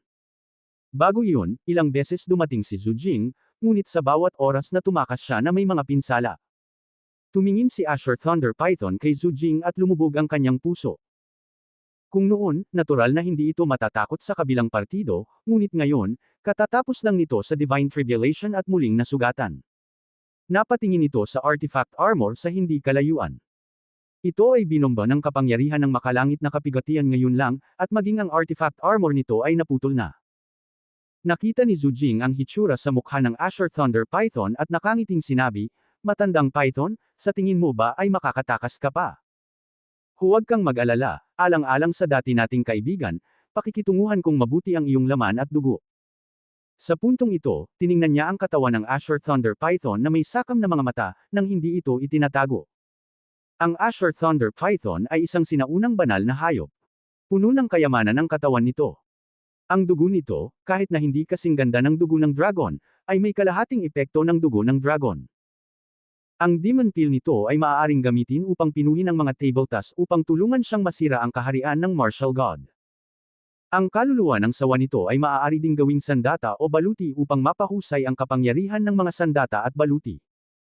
Bukod dito, sa ilalim ng Thunder Lake, mayroong isang kayamanan na lagi niyang pinagnanasaan. Nang makita ang kabilang partido na sakam na nakatingin sa kanyang katawan, nanlamig ang mga mata ng Azure Thunder Python, "Zhu Jing, sa tingin mo ba ay wala akong kapangyarihang lumaban? Kahit mamatay ako, kaya kitang hilahin pababa." Nang sabihin niya ito, kumidlat ang buong katawan niya, at isang kamangha-manghang hininga ang bumalot sa mundo. Ang mga bahagi ng Azure Thunder Python na nawasak ng kulog ay nagsimulang gumaling ng dahan-dahan. Thunder Dragon Heiyuan Technique. Nagulat si Zhu Jing nang makita ito. Ang Thunder Dragon Heiyuan Technique ay ang likas na mahiwagang kapangyarihan ng Thunder Dragon Clan. Pagkatapos isagawa ito, maaari itong gumaling mula sa mga pinsala. Gayunpaman, hindi natarante si Zhu Jing. Bagamat maaaring gumaling ang Thunder Dragon Heiyuan Technique mula sa mga pinsala, nangangailangan din ito ng oras. Sa mga pinsala ng Azure Thunder Python, aabutin ng hindi bababa sa ilang buwan bago ganap na gumaling. May hawak siyang mahabang espada. Ang mahabang espada ay puti ng nyebe sa kabuuan. Matapos itong ipatawag, lumitaw ang mga snowflake sa nakapalibot na espasyo. Heavenly Sword Lengayo. Sabi ng Asher Thunder Python sa malalim na boses. Ang espada sa kamay ni Zujing ay isa sa mga Heavenly Swords, si Lengayo. Nirerango ang ika-73 sa Heavenly Sword list. Oo, ang Sky Sword Cold Moon. Ibinuhos ni Zujing ang kanyang banal na kapangyarihan sa Cold Moon Sword sa kanyang kamay, at biglang, ang liwanag ng espada ng Cold Moon Sword ay pumutok, at ang liwanag ng espada lamang ay 100 talampakan ng haba. Naapektuhan ng liwanag ng espada, patuloy na nagyelo ang lupa. Ang mga snowflake ay nahulog mula sa langit. Damaloy ang malamig na hangin patungo kay Yang Xiaotian. Kahit na si Yang Xiaotian ay mayroong dragon essence para protektahan ang kanyang katawan, naramdaman niya ang lamig sa kanyang puso. Tumingin si Zujing sa Sky Blue Thunder Python, at biglang tumalon muli, at bumagsak sa hangin. Ang nakakatakot na sword energy ay bumuhos sa Sky Blue Thunder Python na parang talon mula sa langit. Ang langit at ang lupa ay tila nahati sa dalawang bahagi ng nakakatakot na enerhiya ng espada na ito. Biglang lumipad ang Sky Blue Thunder Python na parang lumalangoy na dragon, isa-isa niyang iniiwasan ang malamig na moon sword energy, at pumunta sa langit, humahampas ng mga kuko ng dragon na kasing laki ng burol. Biglang nabasag sa hangin ang marka ng kuko na kasing laki ng bundok. Tiningnan ni Zujing ang mga marka ng kuko na dumarating sa hangin, hindi nagmamadali. Nilaslas niya ang mga marka ng kuko ng Asher Thunder Python gamit ang Cold Moon Sword sa kanyang kamay. Pagkatapos, daan-daang Cold Moon Sword ang lumitaw sa kanyang katawan. Daan-daang Cold Moon Swords, lahat ay eksaktong pareho, at sila ay pisikal. Nakita ito ni Yang Xiaotian at nanlaki ang kanyang mga mata, sword intention. Pagkaraang maabot ng espadahan ang tugatog, ito ay lumayo ng isang hakbang, iyon ay ang layunin ng espada. Ang intensyon ng espada ay nagpapatuloy ng isang hakbang, ito ay ang layunin ng espada sa hugis. Malinaw, naabot na ni Zujing ang punto kung saan ang intensyon ng espada ay nabago sa hugis. Daan-daang Cold Moon Swords ang pagbabago ng kanyang sword intention. Sa pagtingin sa labanan sa pagitan ng isang tao at isang hayop sa kalangitan, nagtanong si Yang Xiaotian, Master Ding, sino sa tingin mo ang mananalo? Mahirap sabihin. Sabi ni Yao Ding. Nagulat si Yang Xiaotian. Sa una, akala niya ay sasabihin ni Master Ding na si Zujing iyon. Pagkatapos ng lahat, ang Asher Thunder Python ay katatapos lang sa banal na kapigatian at malubhang na sugatan ng makalangit na kapigatian. Walang pagkakamali, isang post, isang nilalaman, isang libro, isang forum, isang anim, isang siyam, isang libro, isang forum. Matamang pinanood ni Yang Xiaotian ang laban sa pagitan ng Asher Thunder Python at Zujing. Ang espiritu ng espada ni Zujing ay nabuo, at ito ay napakalakas. Ang kalangitan ay puno ng lakas ng espada, at saan man pumunta ang kanyang mga iniisip, napunta ang enerhiya ng espada, na napakalakas. Ang pag-atake ng Asher Thunder Python ay hindi kasing talas ng kay Zujing, ngunit ang bawat pag-atake ay maaari lamang masira ang sword energy ni Zujing, at ang kaliskis nito ay may napakalakas na depensa. Bagamat ang lakas ng espada ni Zujing ay tumama sa katawan nito, hindi ito sapat para bigyan ito ng isang nakamamatay na suntok. Ang Asher Thunder Python ay tila namamatay, ngunit hindi ito maaaring mamatay. Habang tumatagal, lalong naiinis si Zujing. Biglang, ang kanyang buong katawan ay nalubog sa enerhiya ng espada, at ginawa niyang espada ang kanyang katawan, na nagtulak sa enerhiya ng espada sa kalangitan upang bambahin ang Thunder Python. Old Python, kunin mo ang Wuji Sword ko. Ang enerhiya ng espada sa kalangitan ay agad na binomba sa harap ng Thunder Python. Nang makita ito, ang mga mata ng Thunder Python ay mabangis, Dragon Thunder Cloud. Isang ulap na hugis dragon ang biglang lumitaw sa itaas ng siyam na langit, at bumulwak ang enerhiya ng kulog mula sa ulap. Ang nakakatakot na enerhiya ng kulog ay biglang bumagsak, agad na nilubog ang enerhiya ng espada ni Zujing. Gayunpaman, sa sandaling ang lakas ng espada ni Zujing ay lumubog, lahat ito ay binomba sa ilalim ng ulo ng Sky Blue Thunder Python. Iyon ang reverse scale ng Dragon Clan o ang mga inapo ng Dragon Clan, at ito rin ang pinakamahinang punto ng depensa. Sa isang mahinang tunog, sabay na lumipad pa atras si Zujing at ang Asher Thunder Python. Si Zujing ay dumura ng isang malaking subo ng dugo at bumagsak ng husto sa malayong taluktok ng bundok, na naging sanhi ng pagbagsak nito. Ang Asher Thunder Python ay nagpabagsak ng hindi mabilang na mga sinaunang puno. Gustong bumangon ni Zujing, ngunit nakaramdam ng sakit sa buong katawan. Napatingin siya sa direksyon ng Azure Thunder Python dahil sa gulat at galit. Sa bandang huli, lumipad na lamang siya ng hindi gusto at nawala sa langit sa isang kisap mata. Nagpumiglas ang Azure Thunder Python na bumangon at tinitigan ang figure ni Zhu Jing na nawawala. Matapos makumpirma na nakaalis na ang kabilang partido, hindi na nito nakayanan ang sarili at bumagsak sa lupa ng malakas. Ang mga alon ng buhangin sa lupa ay gumulong ng mahabang panahon. Pagkaraan ng mahabang panahon, nang makitang hindi na gumagalaw ang Azure Thunder Python, pumunta si Yang Xiaotian sa Thunder Python. Nakita niya na ang Thunder Python ay ganap na hindi gumagalaw, at kahit na siya ay lumapit ay hindi na niya maimulat ang kanyang mga mata. Ang meridian ng puso ay mayroon pa ring ilang mga paghinga, ngunit ito ay hindi malayo sa kamatayan. Sabi ni Yao Ding. Sumimangot si Yang Xiaotian. Masyadong malubhang nasugatan ang Sky Blue Thunder Python. Sa kabutihang palad, mayroon itong dugo ng sinaunang Sky Python at Thunder Dragon, kung hindi ay namatay ito. Pagkatapos mag-isip tungkol dito, kumuha siya ng top grade na Immortality Pill, hinaluan ito ng Heavenly Tribulation Thunder Water at hinayaang lamunin ito ng Sky Blue Thunder Python. Nang makitang wala pa ring improvement ang Sky Blue Thunder Python, kumuha si Yang Xiaotian ng isa pang top grade na Immortality Pill, hinaluan ito ng Heavenly Tribulation Thunder Water at hinayaan itong lamunin. Sa pagkakataong ito, halatang mas malakas ang tibok ng puso ng Sky Blue Thunder Python. Nang makita ito, kumuha si Yang Xiaotian ng isa pang top grade na Immortality Pill at hinayaan itong lamunin. Matapos itong pakainin ng 10 top grade na Immortality Pill ng sunod-sunod, sa wakas ay bumalik sa normal ang heartbeat ng Sky Blue Thunder Python. Nakahinga ng maluwag si Yang Xiaotian. Ang buhay ng Sky Blue Thunder Python ay nailigtas.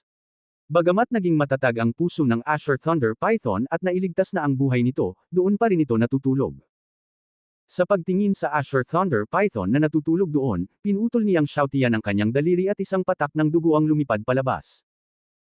Pagkatapos, si Yang Xiaotian ay tahimik na umawit ng isang komplikadong spell, at pagkatapos ay iginalaw ang kanyang mga kamay upang bumuo ng isang blood rune na may ganitong patak ng dugo. Nagsimulang tumagos ang blood rune sa noo ng Thunder Python. Pagkatapos ay pumasok ito sa kaibuturan ng isip ni Thunder Python. Ito ang pamamaraan ng paghahain ng dugo. Biglang naramdaman ni Yang Xiaotian at ng Azure Thunder Python na konektado ang kanilang mga puso. Matapos gawin ang lahat ng ito, inilagay ni Yang Xiaotian ang Azure Thunder Python sa medicine cauldron. Nang malapit nang umalis si Yang Xiaotian, sinabi ng kaldero ng gamot, may isang bagay sa ilalim ng Thunder Lake. May iba pa. Nang makita na si Master Ding ay partikular na nagpaalala sa kanya, naisip ni Yang Xiaotian na ang mga bagay sa ilalim ng Thunder Lake ay dapat na napakahalaga. Lumipad siya sa kalangitan sa itaas ng Thunder Lake, pagkatapos ay bumagsak sa ibabaw ng lawa at bumaba sa ilalim. Nabomba sa pamamagitan ng kapangyarihan ng makalangit na kapigatian, isang nakakatakot na butas ang ibinuhos sa ilalim ng lawa, na napakalalim. Mabilis na tumingin si Yang Xiaotian, ngunit wala siyang nakitang anumang kayamanan sa ilalim ng lawa. 5 metro sa kaliwa, sa ilalim ng lupa. Sinabi ni Yao Ding, hukayin mo. Dumating si Yang Xiaotian sa kaliwa 50 metro sa harapan at nagpatawag ng 100 treasure sword. Ang daang espada ay bumuo ng 5 metrong cylindrical sword formation, na patuloy na umiikot at nagbobomba pababa. Sa bawat pag-ikot at pagbobomba nito, nag-iipon ito ng maraming lupa at bato. Pagkatapos maghukay sa likod, nagsimulang lumitaw ang gintong mineral. Sa wakas, ang mineral ay talagang may likido. At ang likido ay naglalaman ng napakalakas na enerhiya ng kulog. Nang makita ang likido, mabilis na huminto si Yang Xiaotian at gulat na sinabi, Thunder Yuan Liquid. Ito ay Thunder Yuan Liquid. Sinabi ni Yao Ding, at ito ay ang Thunder Yuan Liquid ng iba't ibang mga sistema. Ang Thunder Yuan Liquid ay ang pinakapinong enerhiya ng kulog na pinalapot ng lakas ng kulog pagkatapos ng mga taon ng pagbabago. Ang bagay na ito ay may katulad na epekto sa Heavenly Tribulation Thunder Water, ngunit ang Heavenly Tribulation Thunder Water ay nakatuon sa paghuhugas ng mga litid at utak, habang ang Thunder Yuan Liquid ay nakatuon sa pagpapahusay ng cultivation. Mabilis na ginamit ni Yang Xiaotian ang bote ng jade para kolektahin ang lahat ng Thunder Essence Liquid sa loob ng ginto at bato. Bagamat walang gaanong Thunder Essence Liquid dito, mayroon pa ring 3 o 4 na raang patak, sapat na para makapagsanay sandali si Yang Xiaotian. Matapos kolektahin ang Thunder Essence Liquid, umalis lamang si Yang Xiaotian pagkatapos niyang kumpirmahin na walang ibang mga kayamanan sa Thunder Lake. Pagkaalis, nakita ni Yang Xiaotian ang isang nakatagong lambak at nilamon ang isang patak ng Thunder Essence liquid. Biglang namamanhid ang buo niyang katawan at sobrang komportable ang mga internal organs niya. Sa ilalim ng operasyon ng kanyang Shilongju, ang Thunder Essence ay patuloy na nagbago sa kanyang Dantian Genuine. Matapos ang lahat ng Thunder Essence ay ito ay huli na ng gabi. Nakita ni Yang Xiaotian na ang Sky Blue Thunder Python sa Medicine Cauldron ay nagising at inilabas ito. Napatingin ang Sky Blue Thunder Python sa bata sa kanyang harapan at naunawaan ang nangyayari. Matapos magbago ang kanyang mukha, nagbago ang kanyang buong katawan at naging matipunong nasa katanghaliang gulang na lalaki. Matapos maging Diyos ang halimaw, maaari itong magbago sa anyo ng tao. Binabati ka ng matandang sawa, Young Master. Ikinuyom ng Azure Thunder Python ang kanyang mga kamao at sinabing, "Salamat sa pagligtas sa akin." Alam niya na kung hindi dahil kay Yang Xiaotian, matagal na siyang namatay. Hindi kailangang maging magalang. Tumayo si Yang Xiaotian at tinulungan ng Azure Thunder Python na tumayo, at sinabing, "Alam kong ayaw mo ngayon, ngunit pagkalipas ng maraming taon, mararamdaman mo na hindi ka nawawala sa pagsunod sa akin." Nang magsasalita na ang Azure Thunder Python, biglang, ang katawan ni Yang Xiaotian ay puno ng liwanag ng bituin, at ang apoy ng bituin ay lumipad palabas. Ang Azure Thunder Python ay tumingin sa Star Flame kay Yang Xiaotian at nagulat, Star Flame. Kung ang Star Flame lang, hindi siya magugulat sa Martial God Realm niya. Ngunit si Yang Xiaotian, isang 8 o 9 na taong gulang na bata, ay nagawang supilan ng Star Flame na ika-73 sa listahan ng kakaibang apoy, na ikinagulat niya. Kung paanong ang Azure Thunder Python ay nagulat sa apoy ng bituin, biglang, isang sigaw ng Phoenix ang umalangaw-ngaw sa lambak, at tinakpan ng gintong apoy ang kalangitan, at ang liwanag ng gintong apoy ay ganap na tumakip sa liwanag ng apoy ng bituin. Ang Azure Thunder Python ay tumingin sa 9 Phoenix Flames na lumitaw sa likod ni Yang Xiaotian sa pagkabigla, at napabulalas, 9 Phoenix Golden Flames. Puno ng hindi makapaniwala ang mukha niya. Si Yang Xiaotian sa kanyang harapan ay hindi lamang nasakop ang Star Flame, na nireranggo sa ika-73 sa iba't ibang listahan ng apoy, ngunit nasupil din ng 9 Phoenix Golden Flames. 9 na Phoenix Golden Flames, isa ito sa nangungunang 10 iba't ibang apoy sa iba't ibang listahan ng sunog. Kahit na nasira na niya ngayon ang kaharian ng God of War, hindi siya nang ahas na sabihin na kaya niyang supilan ang ganitong uri ng iba't ibang apoy na nasa nangungunang 10 ng different fire list. Paano nagawa ni Yang Xiaotian ang isang bagay na kahit isang God of War na tulad niya ay hindi kayang gawin? Kaagad pagkatapos, kumuha si Yang Xiaotian ng walang katulad na Immortality Pill. Walang kapantay na Immortality Pill. Tiningnan ng Azure Thunder Python ang walang katulad na Immortality Pill sa kamay ni Yang Xiaotian, at pagkatapos ay tumingin sa 9 Phoenix Golden Flames at Star Flames sa likod ni Yang Xiaotian, at biglang naisip ang isang posibilidad, pwede ba? Walang mga pagkakamali sa isang post, isang nilalaman, isang libro, isang forum. Oo, itong top grade na Immortality Pill ay ako ang gumawa. Sinabi ito ni Yang Xiaotian, pinitik ang kanyang daliri, at pinitik ang top grade na Immortality Pill sa harap ng Azure Thunder Python.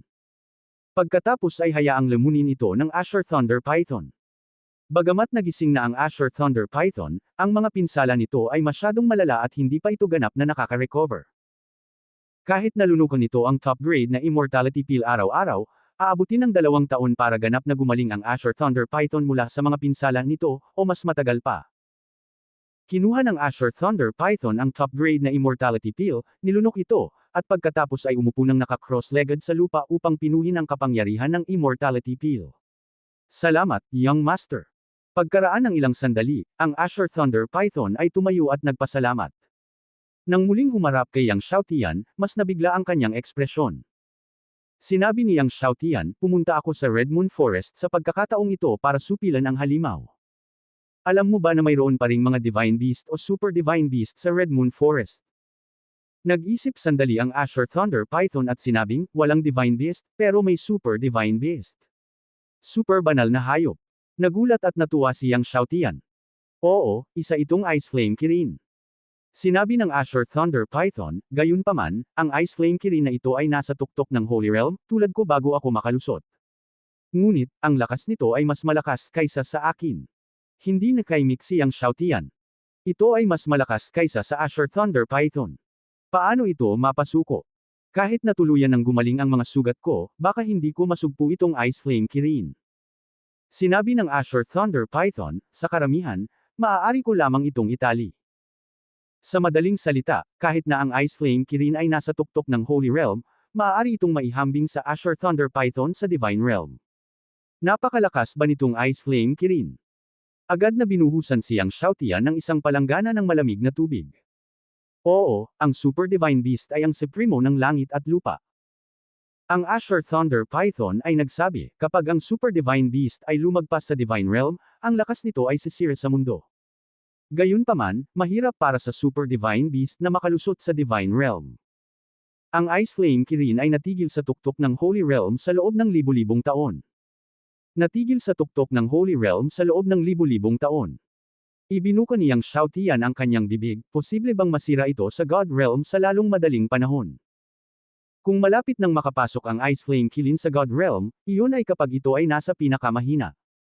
Ang Azure Thunder Python ay umiling, marahil ay hindi na ito masisira sa loob ng ilang dekada. Nasira ang pag-asa niyang Xiaotian. Tinanong niya ang Medicine Cauldron kung kaya bang sugpuin ni Master Ding ang Ice Flame Kirin. Ngumiti si Master Ding at sinabi kay Yang Xiaotian na siya mismo ang gumawa nito. Pinagpapawisan si Yang Xiaotian.